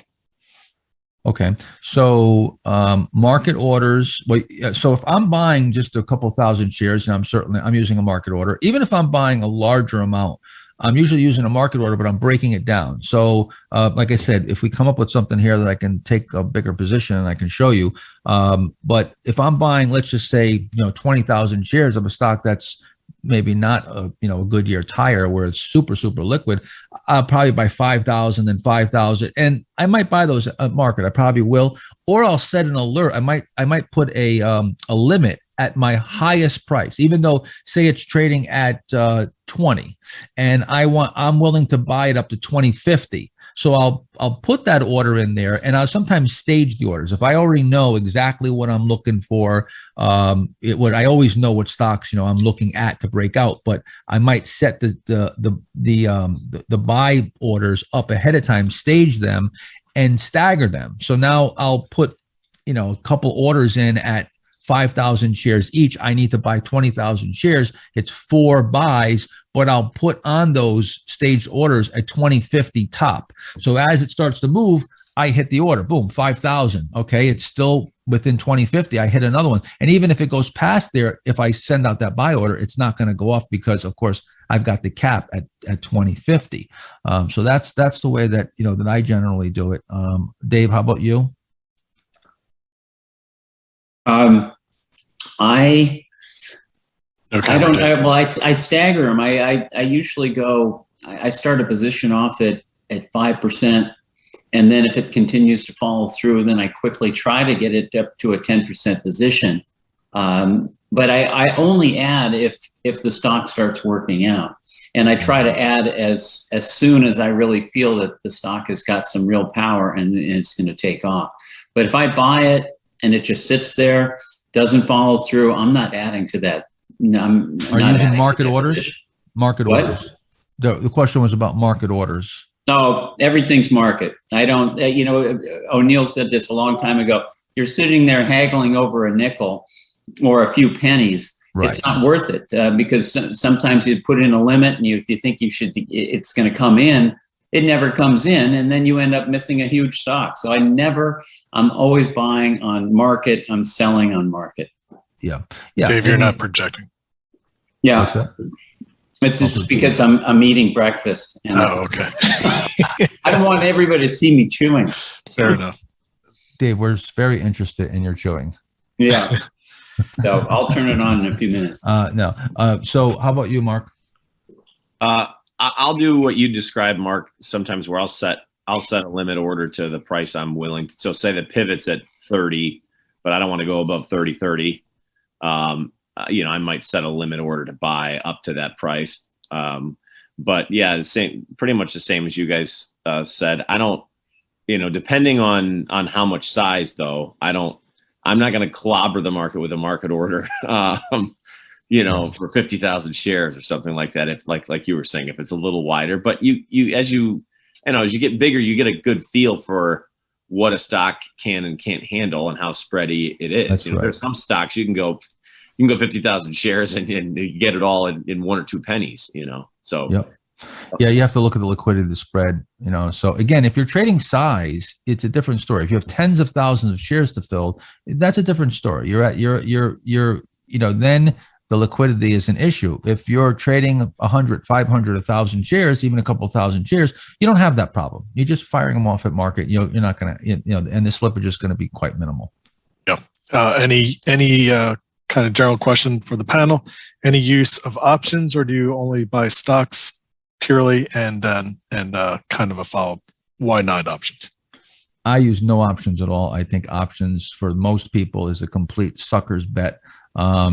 The reason why, I guess, there's people that are pros at options, and there certainly is a place for them for some people, but for the grand majority, I've seen most of the blow-ups and the disasters that have happened with individual investors have happened with options at a much accelerated rate over stocks. But options, the reason why, and see, I'm trying to create the same type of leverage or same type of situation that you have with an option with a stock trade. And by cutting off the downside and putting yourself into a situation that has that big upside, I'm basically creating that option, maximum risk, know your, the amount that you can lose and expose yourself to the upside. That's the pitch for options, right? You can only lose everything. Your downside is capped to everything. Yes, but the problem with an option is that it has to happen within a certain time frame. And as you're getting closer to that time frame, your investment is eroding. So you're under this time pressure. With a stock trade, I don't have that time pressure. My money's not eroding if it doesn't move on cue. So unless your timing is absolutely impeccably perfect, options still are a tough bet because you have a premium. And so this is the real problem. The real problem, it's just like many, many years ago when I was very young, I used to handicap horses. Those of you that don't know, I was into gambling, blackjack. I played on a blackjack team. I actually wrote a little book, and if you ever see those strategy cards, it was where they tell you how to play every hand. My father and I invented the very first one, or I think it was the first one. The first one that was widely used was called the blackjack card. And I used to write for Gambling Times. I used to write articles for Gambling Times when I was I think I was 19 years old, 20 years old, on strategy. And so I was into odds and probabilities right from a very young age, and was heavily involved with those type of activities. And I was handicapping horses for a while. My brother loved horses. We used to go to the track and off track betting, and he was a losing gambler, but I got interested in it. And what I found was, here's the problem. Just imagine you bet, this weekend, yesterday, you bet the Patriots, getting 10, and then just before the game, the kickoff, all of a sudden you're giving 10. Like that wouldn't seem fair. Now, would it? Right? When you made that bet, the odds were certain odds. You think that when you make that bet, it would lock that in. But with at the track, with horse betting, the odds change. as the money comes in and more money, regardless if you get on it early, you're not locking in the odds. Your odds are, if you put in the bet a half hour before post, whatever the horse goes off at, that's the odds you get. Even though when you made the bet, the horse was 10-1, now it goes off at even money. That's horrible. I mean, you're not getting rewarded for your clairvoyance, right? So I realized that was a losing proposition, because the house could take a look at everything, recalculate the odds, and then adjust them in their favor. That's an option. That's what happens with the premium. The premium gets shifted. So if you do have a lot of opportunity, well, now you've got to pay a larger premium. The volatility is adjusted. The premium is adjusted based on the volatility. So there's a whole bunch of reasons why it's not a good idea.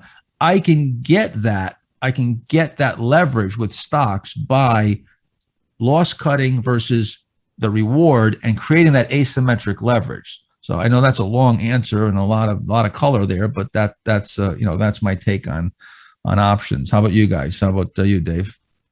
Rarely do I do options. It's just, I think I learned long ago that you concentrate on doing one thing and one thing right, and not play options and then be in the futures market and then be in the cryptocurrency market and be all over the place. You're never going to do anything well. So I just concentrate on just buying and selling stocks and concentrate on doing that well. How about you, Mark? I know you trade options on occasion, right? I use them from time to time. Yeah.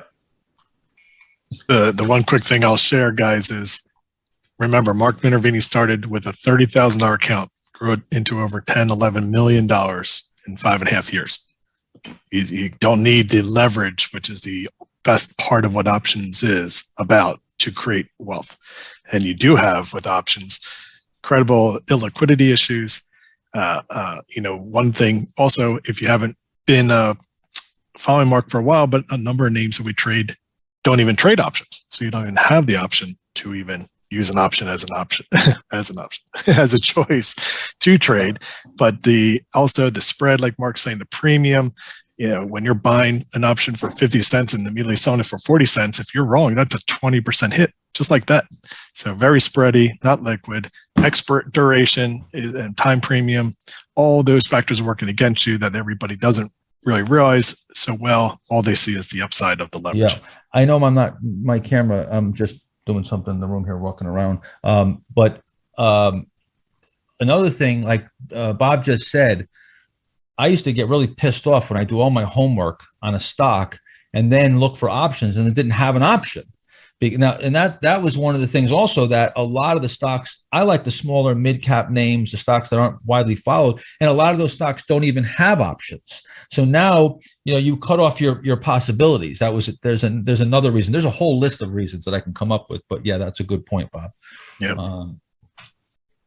It's one thing in a very select cases. If you're talking about an Amazon, you're talking about a $3,000 price. You could buy weeklies. They're very active. They're very liquid. They're deep. You could buy deep in the money for no premium. That would be the only time I see options being really worth it for those select cases. But that's really it. And it's somebody who has to understand that, which is not what we really advocate for. David, there was a question asking your screening process, and if you use Marcus Smith purely, do you use anything else for your screening? No, it's Market Smith, and I go through a lot of the very general screens. I usually go through Market Smith, the 250, and that I usually do first. And this week I actually had the time. I went through all 2,000 stocks in Market Smith, and I did that because I'm now using an iPad, and with the iPad you can now get I'm looking at 3 stocks on the screen at the same time, and so I can go through a lot of stocks in a very, very short period of time now with that iPad. And I guess they're going to move that same type of ability to the desktop. So I can go through a lot more stocks than I did in the past, because I've always said that the move from the printed book to the online version was actually a negative, at least for me, because I couldn't go through. I couldn't sit there and keep on hitting the space bar. It wouldn't refresh fast enough. Yep. So now the technology is starting to catch up to what the printed product was years ago, because I would go through both the New York Stock Exchange book and then the over-the-counter, they call it the OTC or NASDAQ/Amex book. And I would go through both of those because I could quickly flip through those pages, and there would be 4 stocks per page.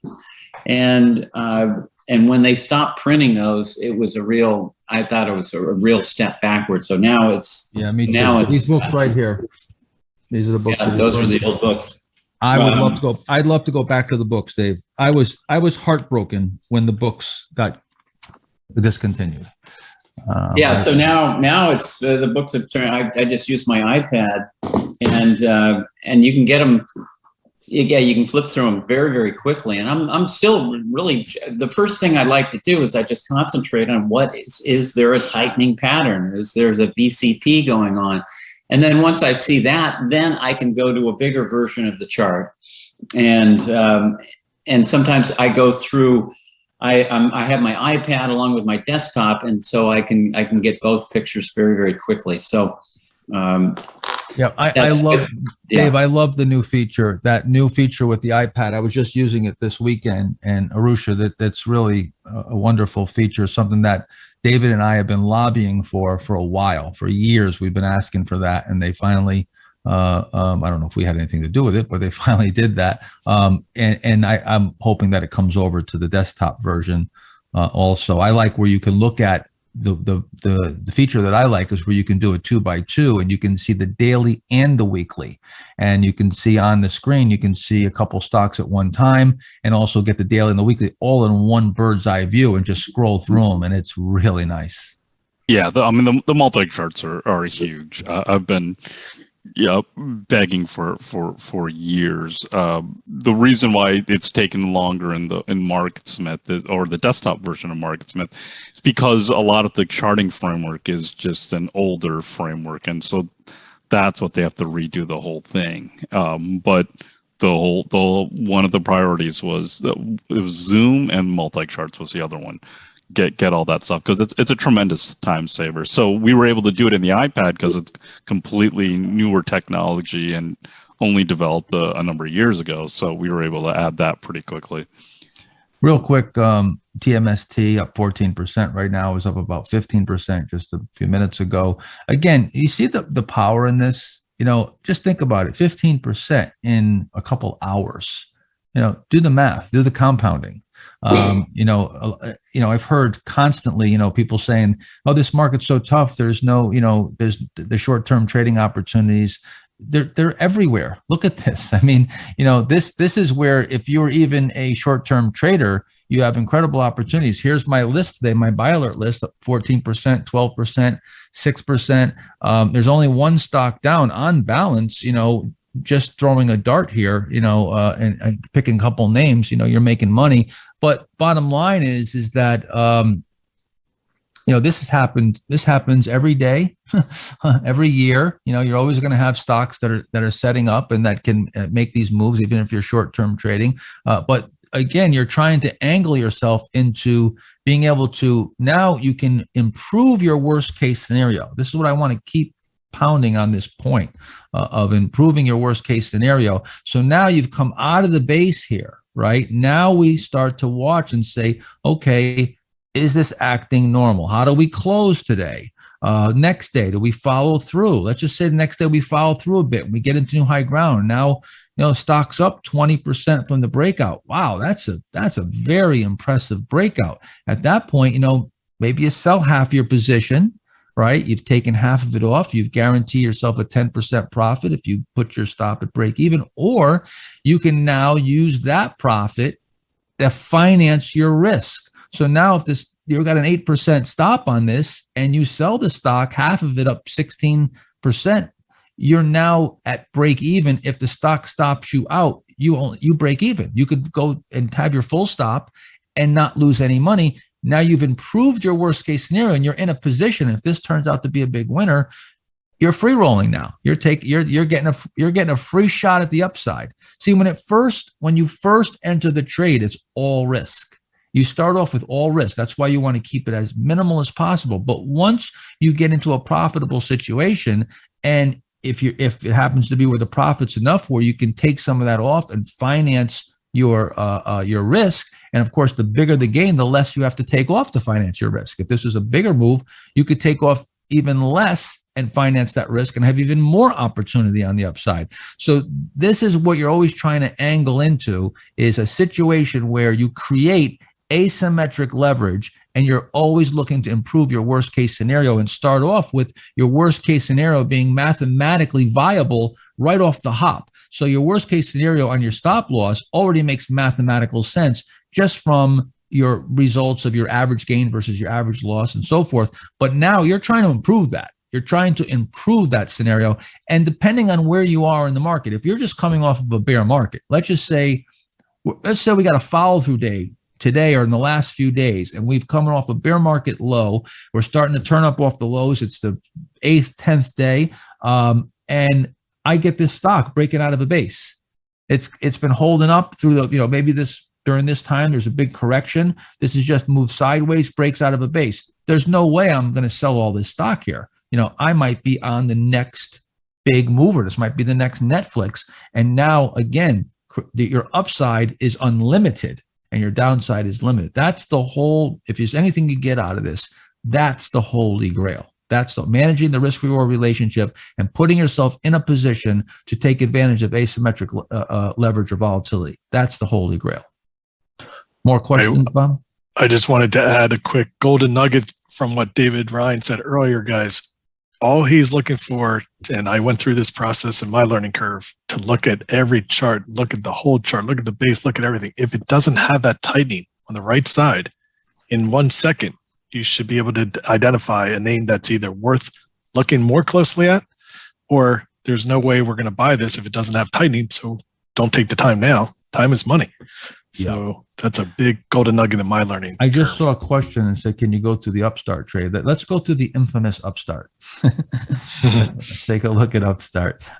So Upstart, and again, I still think that this could be like the Netflix situation where and I'll show you why. David and I talked about this prior to us buying Upstart and so forth.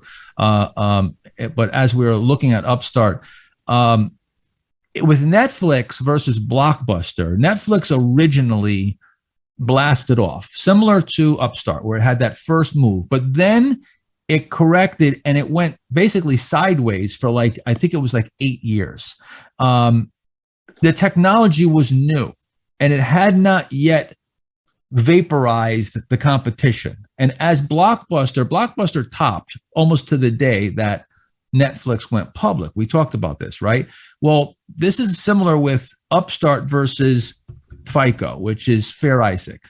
And Fair Isaac, look, is still, I talked about this as this being the short, and this is something that Dave and I talked about, and Dave, originally brought this point up to me saying, that this FICO Upstart situation looks like your Netflix Blockbuster situation. And sure enough, it's been moving down steadily here. They're in complete inverse relationship, right? You see here where once Upstart really started getting going, FICO is top. This is the old guard. This is the FICO score. That's their thing. That's why their symbols FICO. It's the FICO score.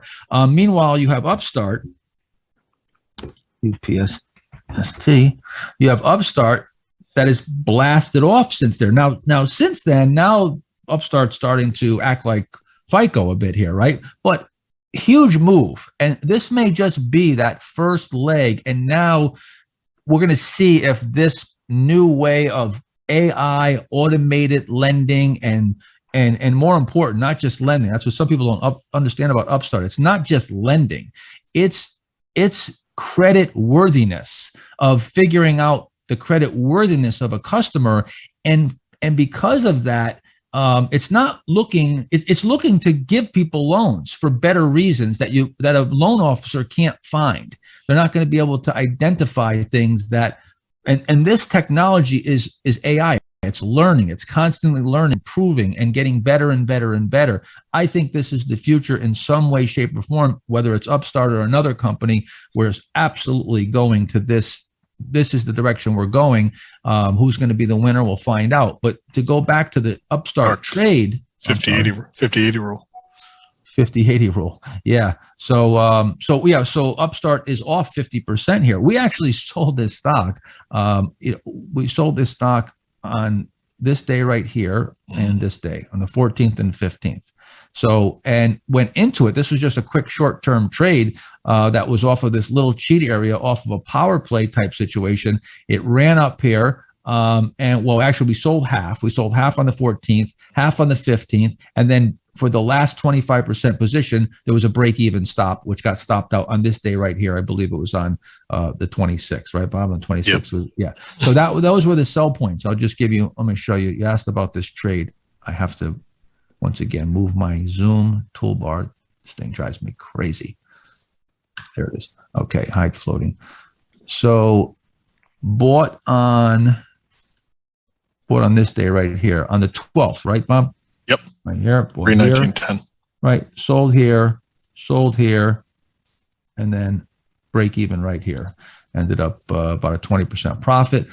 So again, that was the trade. That was the trade in this little microcosm of this whole big move. The way I looked at it, as you know, it sold some at the strength. It pulled back. If this acted right as a natural reaction, I was looking to maybe add it back. And that would have told me that, okay, this power play, maybe this thing is just starting a big move.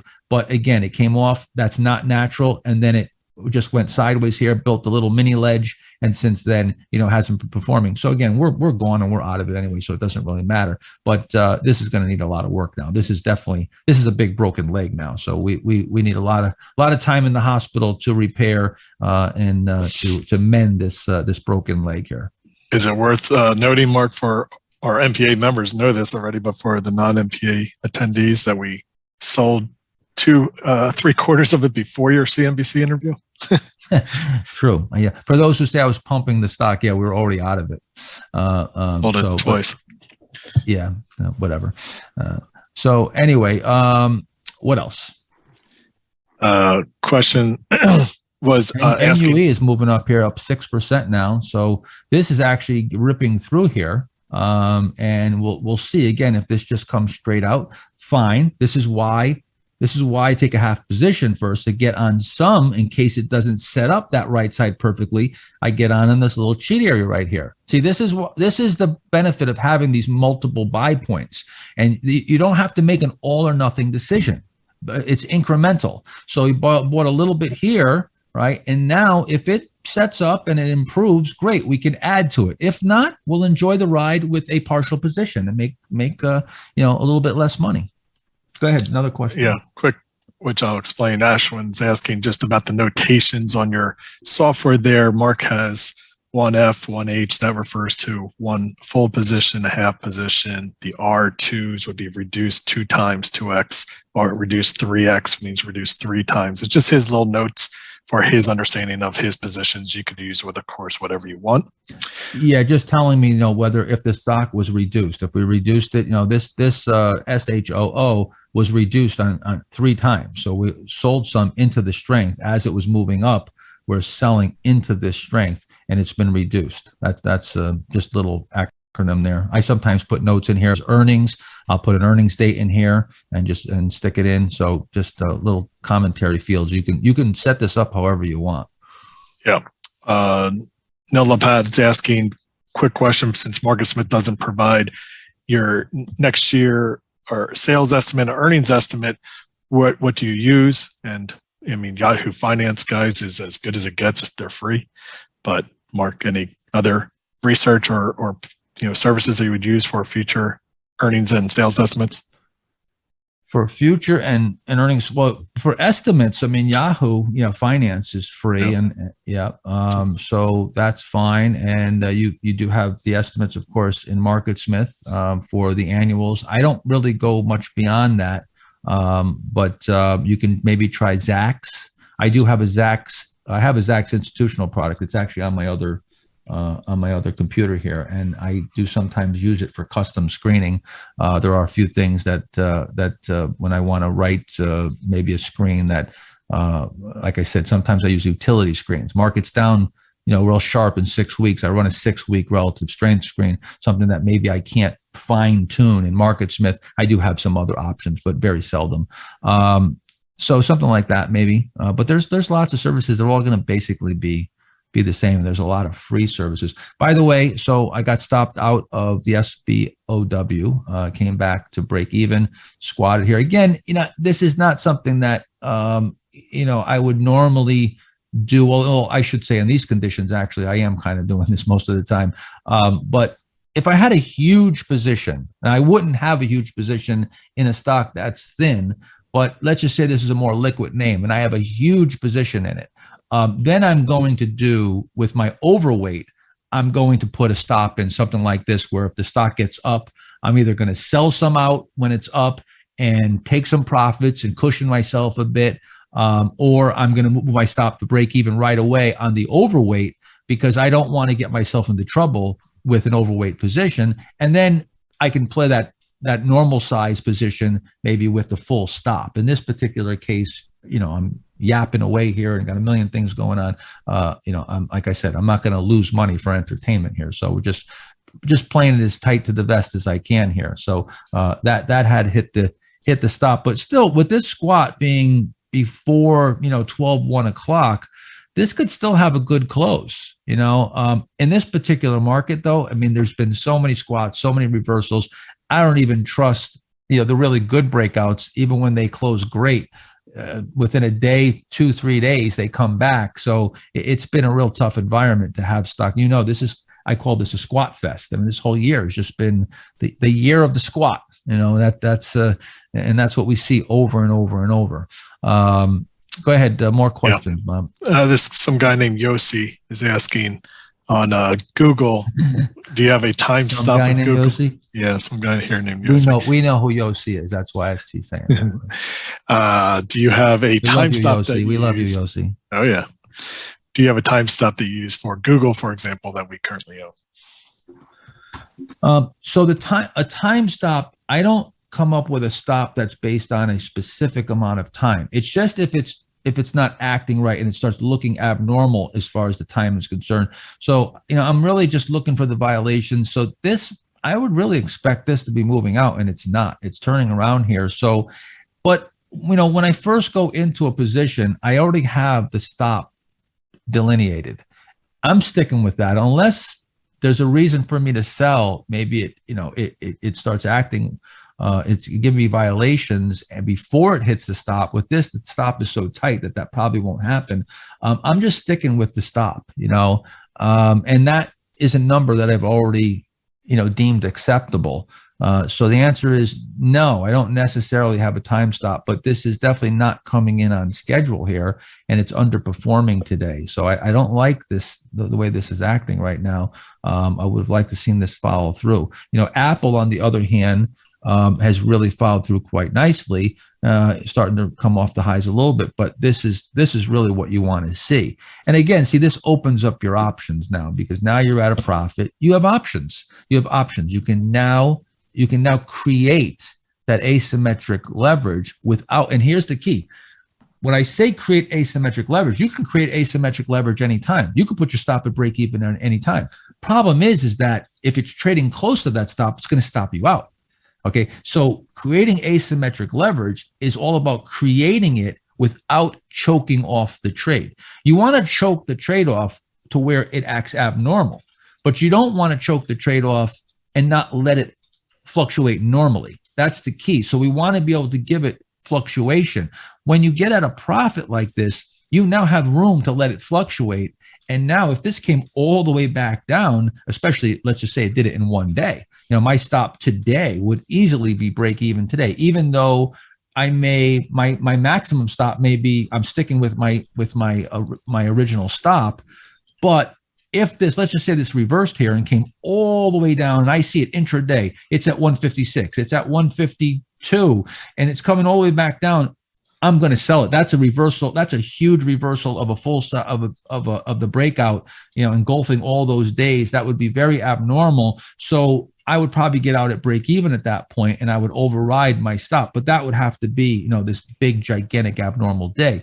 But I now open myself up to being able to create asymmetric leverage and not choke off the trade. That's the key. I'm going to keep going back to that because that's the holy grail. Just a quick question on that CDXS. Would that be an example of a short stroke? No. CDXS would be an example of, and we got to do the math. Let's take a look. Go here, go back about 8 weeks. We'll use this low right here. That's up just about 100%. This would be a power play. So now you're not a short stroke. You can have a shorter term consolidation of 10, 12 days, 3, 4, 5, even 6 weeks, and play that. And I love to play these power plays from a cheat or low cheat area. This is my favorite setup, is to play it from a cheat.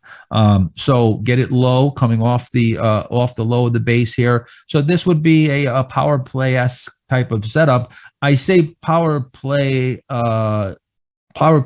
as opposed to a confident power play, just simply because, yes, it has gone up about 100%, give or take a couple percent. It's not super powerful and explosive. Okay, something like this MARAM. Look how explosive this is. Look at the volume. Something has clearly changed here. This was a surprise. This was certainly something surprised here, and it followed through from the surprise. You got the drift, whether it's post-earnings drift, post-news drift. This is really what I'm looking for in a power play, that explosive price action. So doesn't mean that I'm going to walk away and not try to play something like a CDXS. I am, but this was going to be a little bit lower, maybe lower probability for, some type of real explosive, mispriced, inefficiently priced situation that all of a sudden has this surprise and whammo, there's new news on the table. Maybe, a new drug just got better than expected FDA clearance, news on a trial. And now that really changes the potential future for this company. Or the earnings are much better than expected. They just got a new contract, a surprise contract that just wasn't expected. So I like unexplained strength myself. But anyway, that's the answer to this. This is a little power play setup. Question for David. I'm not sure if maybe even later we can have you screen share, but do you use Fidelity Pro platform is the question, and could you show us your setup? It was the question.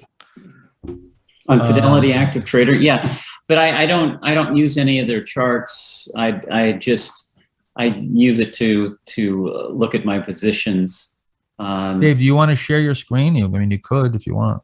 I don't want to. I don't want to show you all my positions on my Active Trader Pro. I mean, I could do it on MarketSmith because all it is listing on Fidelity. It's just listing my positions. Okay, and really nothing else. So to see what Dave is using, we would just use Dave's MarketSmith. And the follow-up question to that is also to ask: do you have, or what is your go-to screen? What is your, top screen and criteria, for you and Mark to answer? Well, it's usually the MarketSmith Growth 250.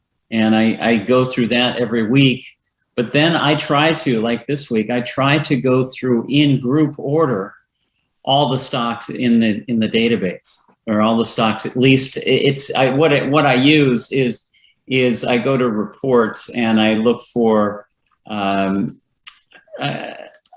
it's called reports is right Daily here. Graphs. I mean, Arusha can he can find it. Yeah, Daily Graphs Company Index Print Edition.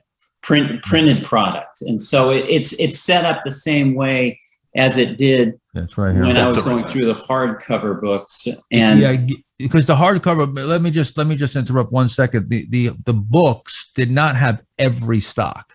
they had basically it was a certain cutoff. This is basically giving you the printed product, right? Right, Dave? Yeah, and it's 2,000 stocks. So, and I always said, well, someone would say, well, how about some of the stocks that are outside of that? Well, if they're outside those 2,000 stocks, then they're probably not very good stocks to be listed in that printed product. So, True. So because they have a minimum, I guess they have a minimum cutoff on volume, on price, and things like that. So you're going to eliminate a lot, the penny and the garbage. Right.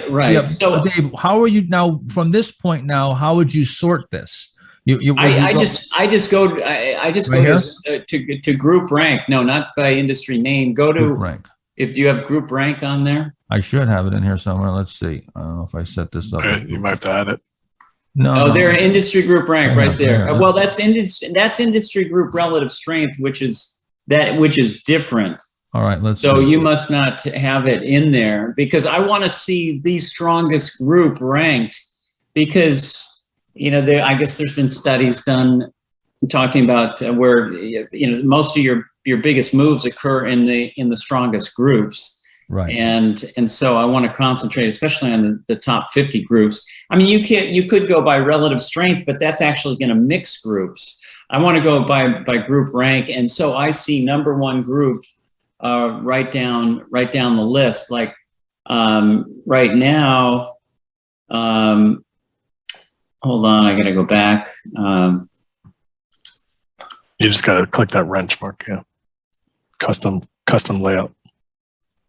Yeah, I got to add. Where will we add that? Industry group sector, industry group rank.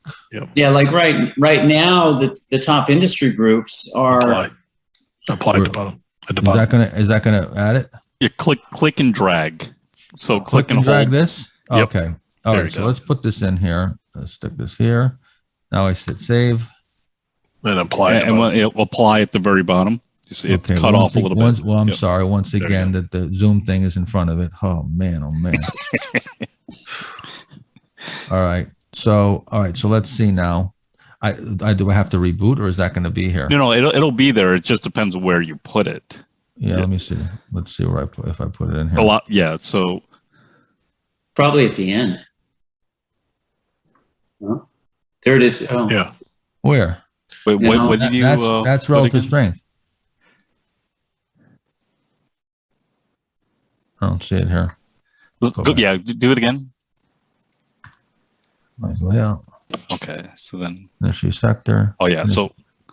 So click and drag, and a lot of times I'll just put it Yeah, I don't first. see it in here. Oh, so or let's do you see. put industry? Yep. So where the triangle it's in there appears, now. that's where. Yep. Apply? Yeah, So now there. I think I just saw it pop in there.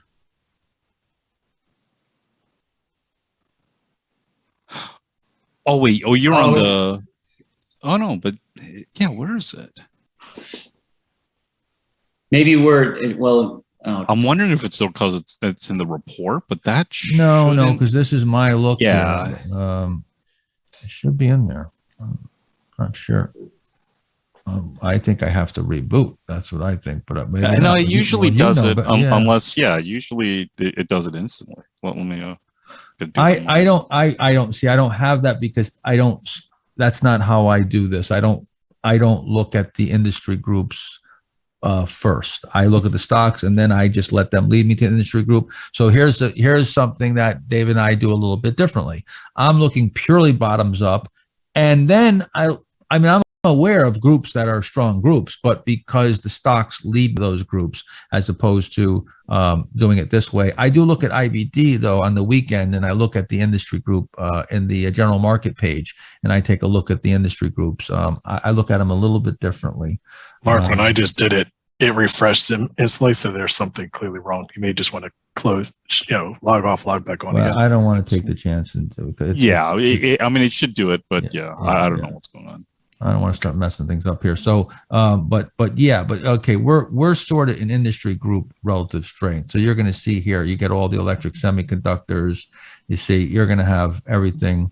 It would be similar, and then you can just once again, you can go and you can toggle through them and start looking at in order of what's setting up. and you can look at the individual charts. It's all going to come back to doing this, looking through the charts individually. But anyway, go ahead, Dave. We got off base here. Yeah, so I try to go through it. I get my greatest feel from looking at so many individual stocks, and so I try to go through as many stocks as I possibly can. If I don't have the time on that weekend, then I'll go through. Let's see, I go through the Market Smith Growth 250. Yep. I'll go through. I'll go through Mינארווני trend 1 month. Also, one thing that's very important is that I have something, you can call it anything you want. You can call it my list, but I have a list of stocks that I constantly push stocks into when I'm going through, these 2,000 stocks. If I see something I like, but it might not be ready, then I push at the top of on the top of the chart. And Mark, you can see it. I guess you've got MM Select or so. Yeah, that's my list. I go in and I just push that, and it goes into that list. And so I keep that list very, very active. I go through it every week, if not a few times, or a number of times each week, to see which stocks are acting well and which stocks are, maybe they're not acting well, and I can just throw them out. So that's where I have a sort of a real active watch list. So for those of you that don't know what this is here, don't use Market Smith, this is really a great little tool too. So as you're going through your stocks, you can, as you're toggling through, right? So you find a stock that you like, you say, oh, okay, this let's see here, LXU, this looks interesting. And now you click here, and that will actually add it to your list. So now you've just added, and then you can go back and you can bring up that list and then scroll through those. And so that will stay in that list, and you can remove from the list, but you'll instantly add. And so if you don't want to have a pen and pad and write them down, you just click here and you add to the list. Very, very simple. And this is actually a little setup here, not too bad. Yeah, Mark, I know this stock well. This is another fertilizer stock. I actually, sometimes when I go through a group and I find, I look for the strongest stocks in the group. I look for the stocks that have the best earnings, but then I go through the entire group. And sometimes you can see some really, really nice setups. I've been in, or mostly in this stock for most of the year. Yes, sometimes I'll buy a low price stock, but the setup was so good. I bought this thing, I think at 3. Wow. 3 something, going all the way back in January. Yeah, I wouldn't go. I don't ever touch a $3 stock. Almost never. But I'm still in the stock, and it's setting up a really nice little cup and handle there. Yep. But it's in the right area right here. You got the little cheat. You broke out, and now we got to see, this is where the rubber meets the road. And if you can hold the breakout and then come out from here. Right. Yeah. No different. Everything's applied the same. No matter, you see, everything's the same every single time. Yeah, you can see the other tight spot was at $6 a share, $6.50 back in September, right there. Over here, yep. Yeah, and see, right, look at the percentage moves you can get. I mean, that's a let's say 6.5 to 10. Move 50%. Yeah, a nice move. So let me just go back to, sorry to interrupt, but let me go back to Market Smith, and I just want to show you. Dave went to the printed product list. What I like to do is just want to see stocks that are in a stage 2 uptrend. So I'm going to go down to my trend templates, run the 5-month. The 1 to 4 is nice too, because you see these are stocks that are up between 1 and 4 months. So they haven't, you can find some earlier moves if you're looking for those initial moves. 1 month, of course, is going to get you the earliest turn. But the 5-month is pretty wide here. You see 983. And then what I'll do from there is if the market's down and we're in a correction, I would sort stocks off the new high and find out what's closest to new highs. And then I just sort in relative strength. So I want to look at the strongest stocks to the weakest stocks. So I start off with 99s. I work my way down. So right here, boom, start off with 99s, and I'm just going to work my way through the list and go all the way down until I have my relative strength cut off. And then as I find something, so you see LXU, you can hit that, add it to your list. You see, if it's already in there, it'll say already in this list. So it doesn't add it twice, and just keep going. SBOW, this is how they come up. I know I don't have to worry whether they're in an uptrend or not and do that analysis. It's already done. And now you can actually make this. We can do a screen here. Let me show you something. New screen, new stock screen. So we'll just say MTP 2021, right? Okay, so save that. Now, right here, you can click right here. Right now, it's going to pull from 9,276 stocks. I can click here and go to reports, stocks, and go down to Miniarווני trend 5-month. Select that. Now, it's pulling from 983 stocks. You've now just used the qualifier. And now you can add criteria. If you want to add criteria and maybe say, okay, I want the relative strength to only be 89 and up. So now you've added criteria. Now you've boiled it down to 500 names, right? You can go to price and volume. Say, okay, I want a stock that's off the high by no more than 20%. I have to put a minus there. Let me just make sure. Nope, I have to be minus, right, Arusha? Yes, it has to be minus. Okay, so that didn't take it down by much. Nice. Let's see here, price and volume. We can say different criteria here. All this different criteria. You have a volume. So we'll go with the average volume 50-day average. So let's just say we want stocks that only trade 200,000 shares a day. That's going to knock it down. Now we're down to 310. See, now we've taken it down to a manageable list. And now we can go here and we can sort it on the relative strength. Now you're looking at stocks that are near new highs, that have a certain volume, a minimum amount of volume, that are in a stage 2 uptrend, and you sorted them. You're looking at the absolute strongest stocks first. So now you've just honed it down to looking at the absolute very best, most powerful merchandise. And now you've just simply got to find and start looking for price bases, VCPs, and finding entry points. And see this. Now you can look at the fundamentals, and you can start looking at the company and finding out what they do. When you find out something that's close to being set up, you can investigate. You see DDS, guys, see how that's just blasted off? There's no way we're ever going to be buying that right now. That's just move on.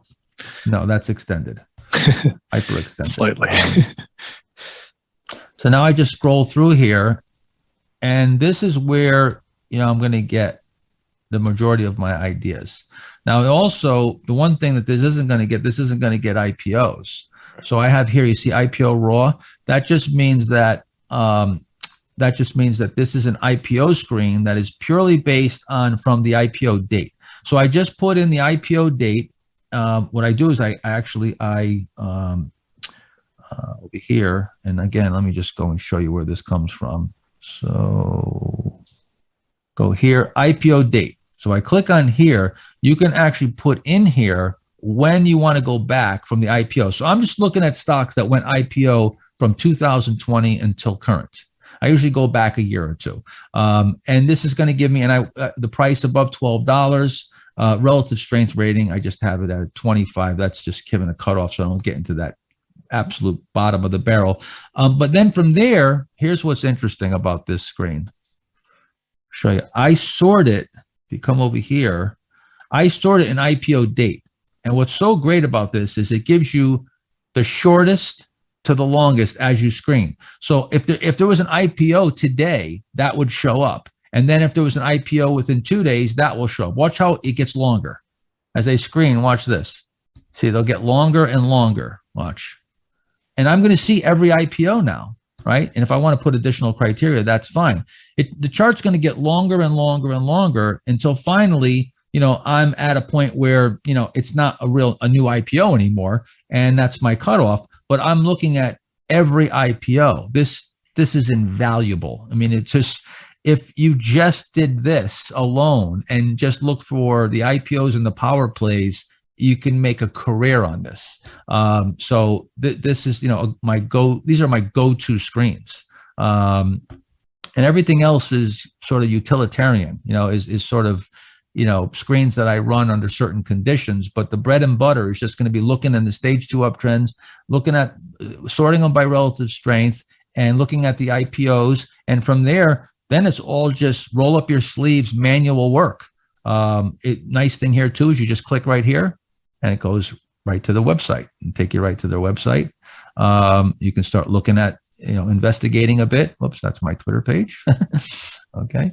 Let's get that out. That's the, oh, by the way, I said this before, but some of you haven't heard. If you're interested in buying this cap right here, Trade Like a Champion, which was actually designed by, I had a bunch of designs and we went on Twitter and this was designed and selected by Twitter followers. The profits from this, 100% of them go to charity. They go to mercyships.org. So if you want to donate to charity, buy a cap. All right, let me see. Get rid of this. Mark, I think you should go back to the general market and then some of the stocks that we mentioned earlier, because a lot of them have really returned, have really come back in. Yeah. I mean, it's just like the Silverbow SBOW. Yep. It's back all the way down. But the whole NASDAQ, or at least I'm looking at the triple Qs, it really opened strong and it's really retracing the whole move. But I think you'll see that reflective. I had a number of stocks that were up real nicely that have given up all their gains. So it's just a mention to FFTY is down over 3%. Look at this. Boy, I don't like that at all. Remember, I just said the rubber needs to meet the road here. And if we break down in the FFTY, that doesn't bode well for the type of names that we traffic in. And this market, like I said, I talked about Stan Weinstein and I having a conversation about a fractured tape. You got to be real careful. This is another, there's a lot of little caveats and a lot of things that we learn over the years through experience. There's a phenomenon, I guess, or whatever you want to call it. I call it the last of the Mohegan trades. And what that means is that when you get into a market that the bull market is gone for an extended period of time, and you start to see that divergence where maybe there's, only 40 or 50% of stocks above their 200-day, while the market is, the NASDAQ is well above its 200-day, and you're seeing that participation is thinning. Sorry. There'll be some setups. You'll still have some setups, but these are those later stage laggard or the leaders that are blowing off and having that last run up. This is what I call the last of the Mohegan trades. And the last of the Mohegan trades, generally, what I really refer to is the ones that happen before a bear market. Those are the really dangerous ones. And by the time you get to those last of the Mohegan trades, usually you've been in a bull market for a long period of time. Everything constantly comes back, even the stocks out and you get stopped out. If you look later on and they're higher and you're going, boy, I wish I never took that loss. And they just keep coming back. And after a while, everybody gets conditioned that this is just another pullback. They buy those breakouts and they're now convinced that, you know what, I'm not going to cut my loss this time. Every time I cut my loss, stocks turn around and go back up. I'm going to hold on here. And then boom, the bear market unfolds and you're underwater and you get crushed. You got to be careful of those later stage trades. The further and further you get away from the initial leaders that start the bull market, the more you're getting into the last of the Mohegan trades and you're getting into the laggards. So this is where I get into a trading mode. I invest early in a bull market, and as it ages, your time frame should come down and can get compressed and compressed and compressed until finally you're trading really short term. You're taking those short term moves and you're out really quick with very small losses. And this is how I very seldom ever get caught in any type of downdraft, because I'm just constantly crimping up and improving my worst case scenario. It's just another method of improving your worst case scenario, from big view all the way down to the smallest view, even intraday.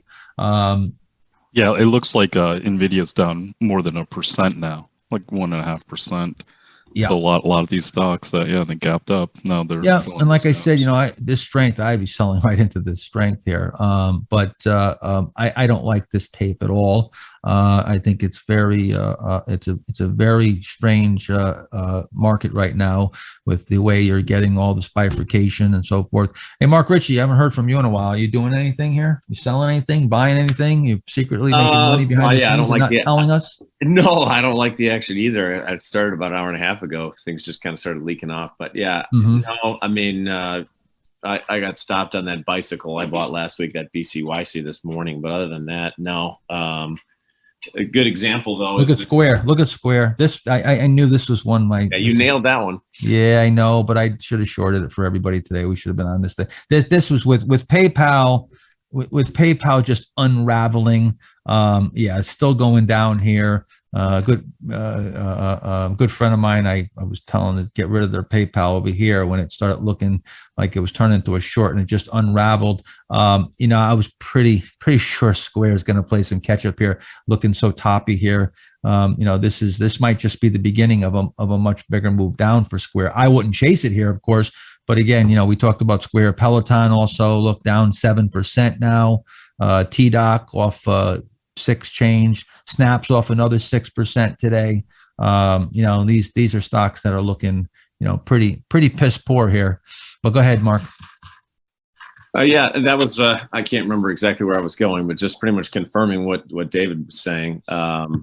This has been a year. This is sort of like how the whole year has gone for me in some ways, really, since every time what do we nickname this? The Godfather. There's a Godfather market. There's enough stocks to pull you back in. Yeah, there's enough stocks to keep you interested, but it's been difficult, I think, to really, at least on that more swing trading basis, to see consistent follow through in names, or you get enough breakout action like this SI was one I bought on Friday. It looked really good, and then didn't really follow through. Where normally that would give me the confidence to then get more aggressive on the heels of more setups. And I think we've seen sort of a deterioration in the quality of setups, over certainly the last few weeks. And I've always found when the volatility picks up and my stocks are just, all over the place, that's when I pull in. I reduce my exposure because markets in nice uptrends are fairly contained, and you're not getting. And then you're also seeing so much speculation in new issues, and so many new issues coming out, that it's like the Wild West. I mean, and I think it's always that feeling that I get is why didn't I get that one, or why didn't I get that one? It's because there's just so much speculation that they're popping all over the place. And when I start getting that feeling, I know I'm usually close to at least some kind of turn or some pullback in the market.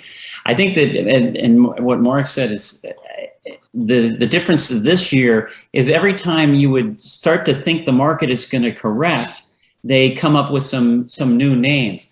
I've always known that when a market really goes into a correction, you can't find anything to buy. And so this is what's so interesting is, you get one sector of the market now pulling off, some of the technology and stuff pulling off, but then you've got a rotation into some of the steels and some of the cyclical type of stocks. So that's what makes this market very, very tough, is that rotation moving from one area to the next all year long. Fierce rotation. There's one thing to have the market rotate and go from, say, one group to another group, or from growth to cyclical. But when you rotate from one group back to the next, back to a different one, from growth to cyclical value, and it's every other day, it's very hard to get on to any type of trend. And that's where the best decision I made was just going short-term trading from February on, and just saying, you know what, I'm scalping everything until further notice, until the swing side really starts working. And again, the later stage we get here, the more likelihood that that's not going to happen without a good size, a decent correction first. We got to correct out some of this excess. Maybe if we get a decent correction, we really haven't had one, then we can get those more sustainable moves. Until then, it seems like it's just getting shorter and shorter. It's getting more and more difficult, and the time frame is just getting shorter and shorter. Taking a look here, this AUPH, it's down 30% today. See, this is the type of risk that's out there. There's reward, but there's also huge risk, enormous risk. You have to remember that stocks are tremendously risky. All right. The key is to manage that risk and stay away from the falling knives and the broken patterns. And if the stock doesn't break out, buying on the way up here's another example here is you see I went into a couple trades here, small, SB to OW, again, grading the trade, what the quality of the setup is. But so now I get stopped out on that. CDXS is pulling back here. I'm down a little bit on that. I'm not going to get aggressive. Why would I get aggressive here? But a lot of people, they start piling in and doubling up and trying to get their money back. And if this happens over a number of days, I'm going to get even less aggressive and more conservative and probably move to doing nothing and just watching and seeing if I can gain some traction with a little tiny buy alert list. Most of the stocks not set up well. You could very easily say, oh, well, TMST. Yeah, okay, so there's a few names. But again, these came from gaps. They're the few that were buyable without the gaps are not taken off here. I'm not getting really any traction, so I'm not going to get aggressive. Now, let's just say everything's working great. Everything's working great, and I got nice big profits on my positions or percentage-wise. Okay, then, and there's some more setups, then I might take a few more, get more aggressive, take some bigger position sizes. Another day goes by, a few days, and things are holding up. Everything's going in the right direction. I bend in that direction. So it's just how we do it. I mean, I'll literally go from trading nothing to a couple hundred shares to 50,000 share blocks, right back down to trading a couple hundred shares just to keep my finger on the pulse. Now that's how wide the range will be. And people think that I'm getting these big returns this year in the U.S. Investing Championship. I must be leveraged. Yes, there's times where I leverage, but if you were to figure out all year long my average exposure, I'm average in more cash than invested. I'm actually not in that much. It's deceiving. At times, yeah, when things are working really well, it's the right situation. Yeah, I pile in. I'll pile in. But most of the time, I'm sitting back in either cash or with smaller positions and waiting for that opportune moment. And then I move in. But on average, if you go look back my whole career, on average, I'm in 50% cash. Remember I showed you how you could be 25% invested, 75% cash, get 8% on your 25% position, do it 13 times in a year, and you're up 30%. That's, by the way, that's without compounding. That's just using a constant $25,000 position. If you compound that, it's 42%. So you'd be up 42% if you just found 13 trades a year, 75% cash, 25% invested, made 8% on your 25% and compounded it. You'd be up 42% a year. That's William O'Neill's return. That's what he averaged. Well, Bill O'Neill averaged about 40% a year over his 50-year career, which is unbelievable. That's the best in the business. But that's what you need to do to achieve that. The key is that all the rest of the time, those other several hundred days, you need to either break even or not lose any money, either be in cash and those 13 days got to be net profitable 13 days. Or we talked about 37 days giving you a 100% return. Yeah, that was a question actually from a lot of people. So glad you clarified that, Mark. That was the question? The straight line investing. That's not compounding. That's just using the exact original position sizing, 8% per trade, 13 times or 37 times. Yeah, where those it's numbers even better. It's actually the return is actually better because you would compound, you would position size accordingly, but it would still only be 25% of your portfolio value. You understand? It's still 25% of your portfolio. And the return, I know another question was that 100%, 107% example that Mark showed you in mind-blowing math yesterday. That return is on the entire portfolio, not just the 25% that you're investing. That's the entire portfolio result of 107%. Just investing 25% and getting 8% on your 25%, 37 times out of in the year, that or the 2%, as we said. I'm just showing you how you could get to the 2%. It would be 2% on your portfolio. That gives you that return on the whole amount. If you started with $100,000, you would have $200,000. It wouldn't be 100% on 25% position on 25,000. Right. It wouldn't be 50,000, a $25,000 profit on 25,000. It would be $100,000 profit on the full 100,000. So, but again, this is being, see, the problem is that you sit here and you look at TMST, these stocks blasting off, and and this pressure comes on, or you look at the NASDAQ hitting new highs, and this pressure to be invested. This is the real enemy. The real enemy is that fear of missing out. FOMO is the enemy. This is what the two things that kill everybody in the market is the FOMO and the failure to cut losses on both sides, chasing them up, not cutting them on the downside and chasing them up on the upside. This is where you get trapped, where you're making mistakes on both sides. You're not cutting your risk. You're paying too much. You're buying extended stocks.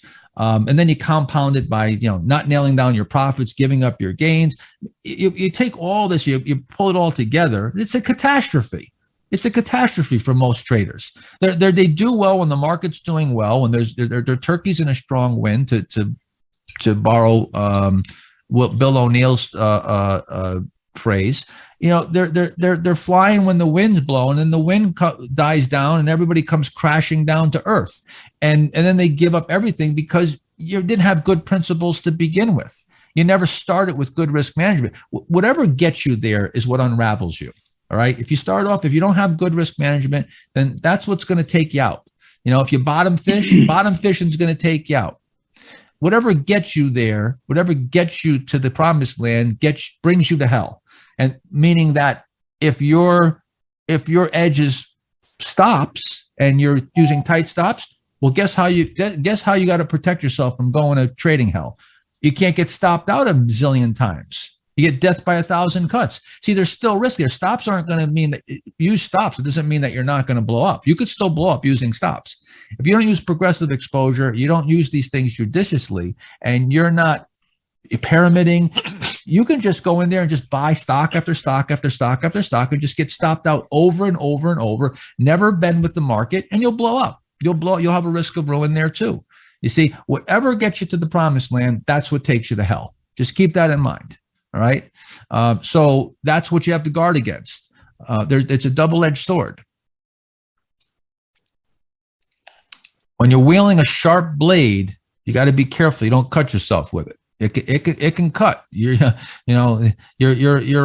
warrior with a sword, with a sharp sword. You can cut your opponent's head off, but you can also cut your leg off if you're not careful. So you have to realize you're still wielding a very sharp object. And that's why every morning when I wake up, the first thought I have, the first thing I say to myself is, Mark Mינארווני, you can do serious damage to yourself today.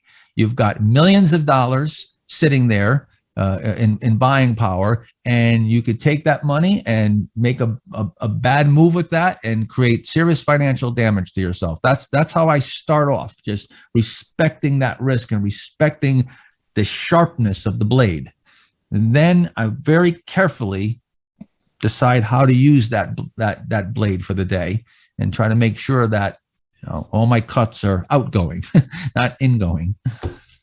Yep. For lack of a better. So anyway, let's see here. So I'm down a little bit here. I got this CDXS moving against me. So, but I'm trading very small, so it's not significant at this point. But I'm just looking at, again, I'm just looking at the chart, and again, we're squatting here on this CDXS. So far, this is okay. This is okay. I of course would like to see it holding up better, but we'll see if we can get a rally going into the rest of the day here. But so far we've got just a few stocks holding up. BBW is also reversing here. See, this has been the theme where you get these quick moves, and a lot of you get these retail breakouts. This is something that David and I talked about a bunch of times, where in a market that is really healthy, institutions are stepping to the plate, and there's follow-up buying. They're building positions, and retail buyers are nowhere to be found.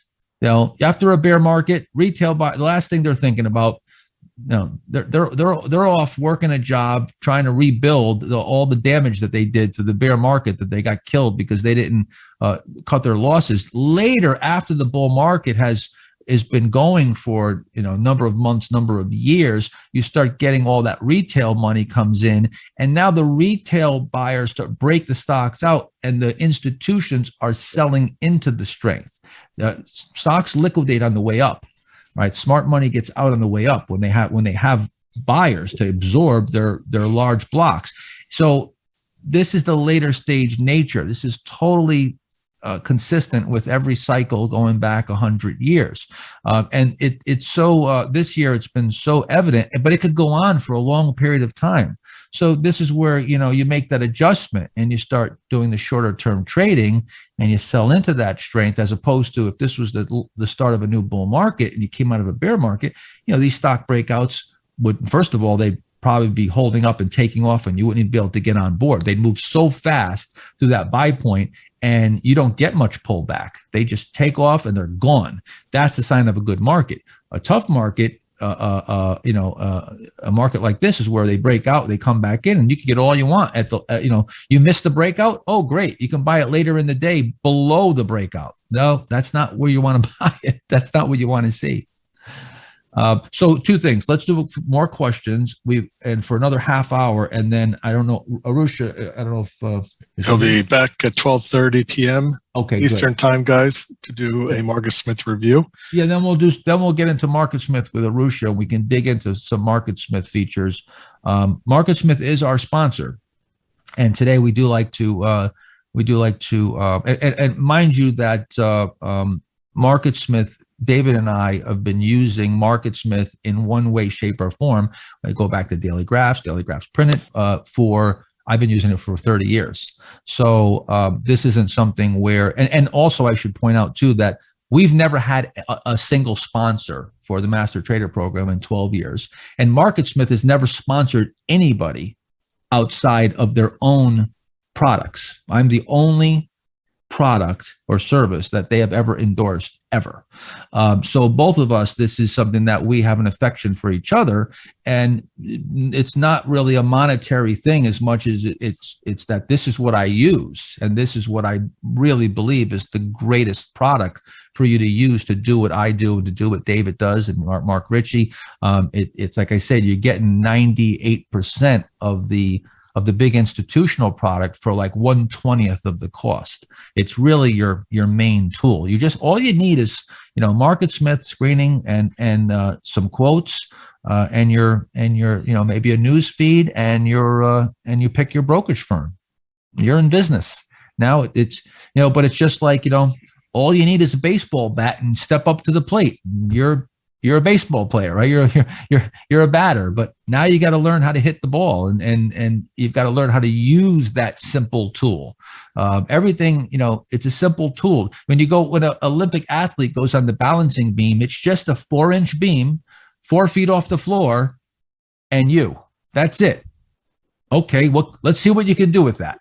I'll just add to that, Mark. When I first started, I didn't even have my own Market Smith. I co-signed up with my current business partner, and he would just send me the symbols. So I didn't even look at the fundamentals the first couple of years. I was just looking at the patterns. Right. Well, and you can be, if you want to trade straight technicals, where did that get you? Where did that get you? I did well. But I was just short-term kind of trading everything. It wasn't really till later on when I was trying to figure out, well, what does make some of these, stocks? Why does this stock move bigger? And then I looked at some of our own trading, and I realized my biggest winners when I went back either had all the stuff that Mark, and the books weren't around yet either in the first couple of years. Mark, and I think I'd read O'Neill's book, but I didn't know some of these rules. I remember David asking me at one of the seminars, "Hey, why'd you sell this here?" It had my MVP. I was like, "David, I didn't know these rules. Teach them to me. Let me learn them." That was before they were in the Think and Trade Like a Champion too. So it was just adding more tools. The toolbox. I was saying though, to Mark's point, we're all looking at the same stuff here. I didn't even have the screens the first couple of years. Somebody else was sending them to me, and then I was just running them through my own charts and looking for the low risk entries. Yeah. And I started with Mansfield charts. You want to see something archaic, go take a look at, I mean, I had no charts in the beginning. I actually was plotting charts by hand on graph paper when I first started. And I went to Mansfield charts, which are quite hysterical. You can maybe Google that. Actually, in Stan Weinstein's book, he uses Mansfield charts. We were joking about it during the interview. And previous to the interview, we were talking a lot about some of those old school things that we used that were very archaic and difficult. But yeah, I mean, now you just, wow, the charting, everything is so amazing now. MarketSmith is just such an amazing product. It's just all inclusive. Mark, let's do some more questions. Question asking how you are handling Airbnb. Stock's down over 9% today. Yep. How do you handle a move like that? Well, here's the thing. We already sold 75% of it. So made the decision to, with this last piece, just to go for, the bigger move, and put a break-even stop. Now, again, if you're a shorter term trading, you're out of this thing already. But the grand majority of it has already been nailed down. It's coming all the way back here. Yeah, this is definitely excessive. It's a full reversal. But now only being, 3 or 4% above the buy point, there's no reason to sell it here. You should have sold it already if you were going to sell it. So, but this was already cut back twice. So 75% of the profit has already been banked. So again, this is a situation where you can actually, when you take out 75% of the profit, if that profit is, up a certain percentage that pays for your risk, you could actually let the stock come all the way back down, stop you out at your whatever, 5, 6, 7, 8% stop and still make money. Depending, like I said, you can do the math of how much you have to sell to finance the stop. In this particular case, it's break even here on the last piece. That's what we have on several of these names. CFLT is another one where already sold half of the position and now just going for the bigger move. But again, our members, they understand. Those who are short-term trading, they're long gone out of this. They were selling it to strength. So just at this point, this is this is playing it like a bigger move, but with a smaller position. SHOO was reduced 3 times. So now you cut it in half, you cut it in half, you cut it in half. You're only left with 12.5% of the position, right? 87% of the position has already been sold. Question from Herman asking if you could show the different stock screeners that you use to find your low cheats, your IPOs, your power plays, your code 33. Well, first of all, to find the low cheats, there is no screen, right? You're going to, not really. I mean, you're just going to look at the charts themselves. So you got, it's the same screen that I talked about before. Right here, this pretty much encompasses everything. It's called the loose 50. It's going to give me 400 names. It just, all it is the same screen of stocks in an uptrend above the 200-day. The reason why it's called loose 50 is to say I allow the stocks to come below the 50-day by 8%. So that's for the low cheats. Some of the low cheats will set up below the 50. So I'll allow, if you put in above the 50, you might miss some of the low cheats. So by allowing the stock to be a little bit below the 50, now I don't want it to be too below the 50, and I've got to assess that as I look at low cheats have to be assessed more carefully because now you're going to have more overhead supply. The trend hasn't turned up yet. Maybe you haven't made the turn. So that's going to have to be assessed, and you just need to look at every chart. So here you see, and it's just automatically set up to go in relative strength order. So now I'm just going to go through here, see, and I'm going to go through, and now, okay, there you go. Third stock comes up, BBW. So this would have came up for you last night. You ran your screen, set it in RS order. This would have came up this morning, and you just go through here, and now you're going to try to assess where you're going to have to assess where those low cheats are with your eye. That's not going to be computerized.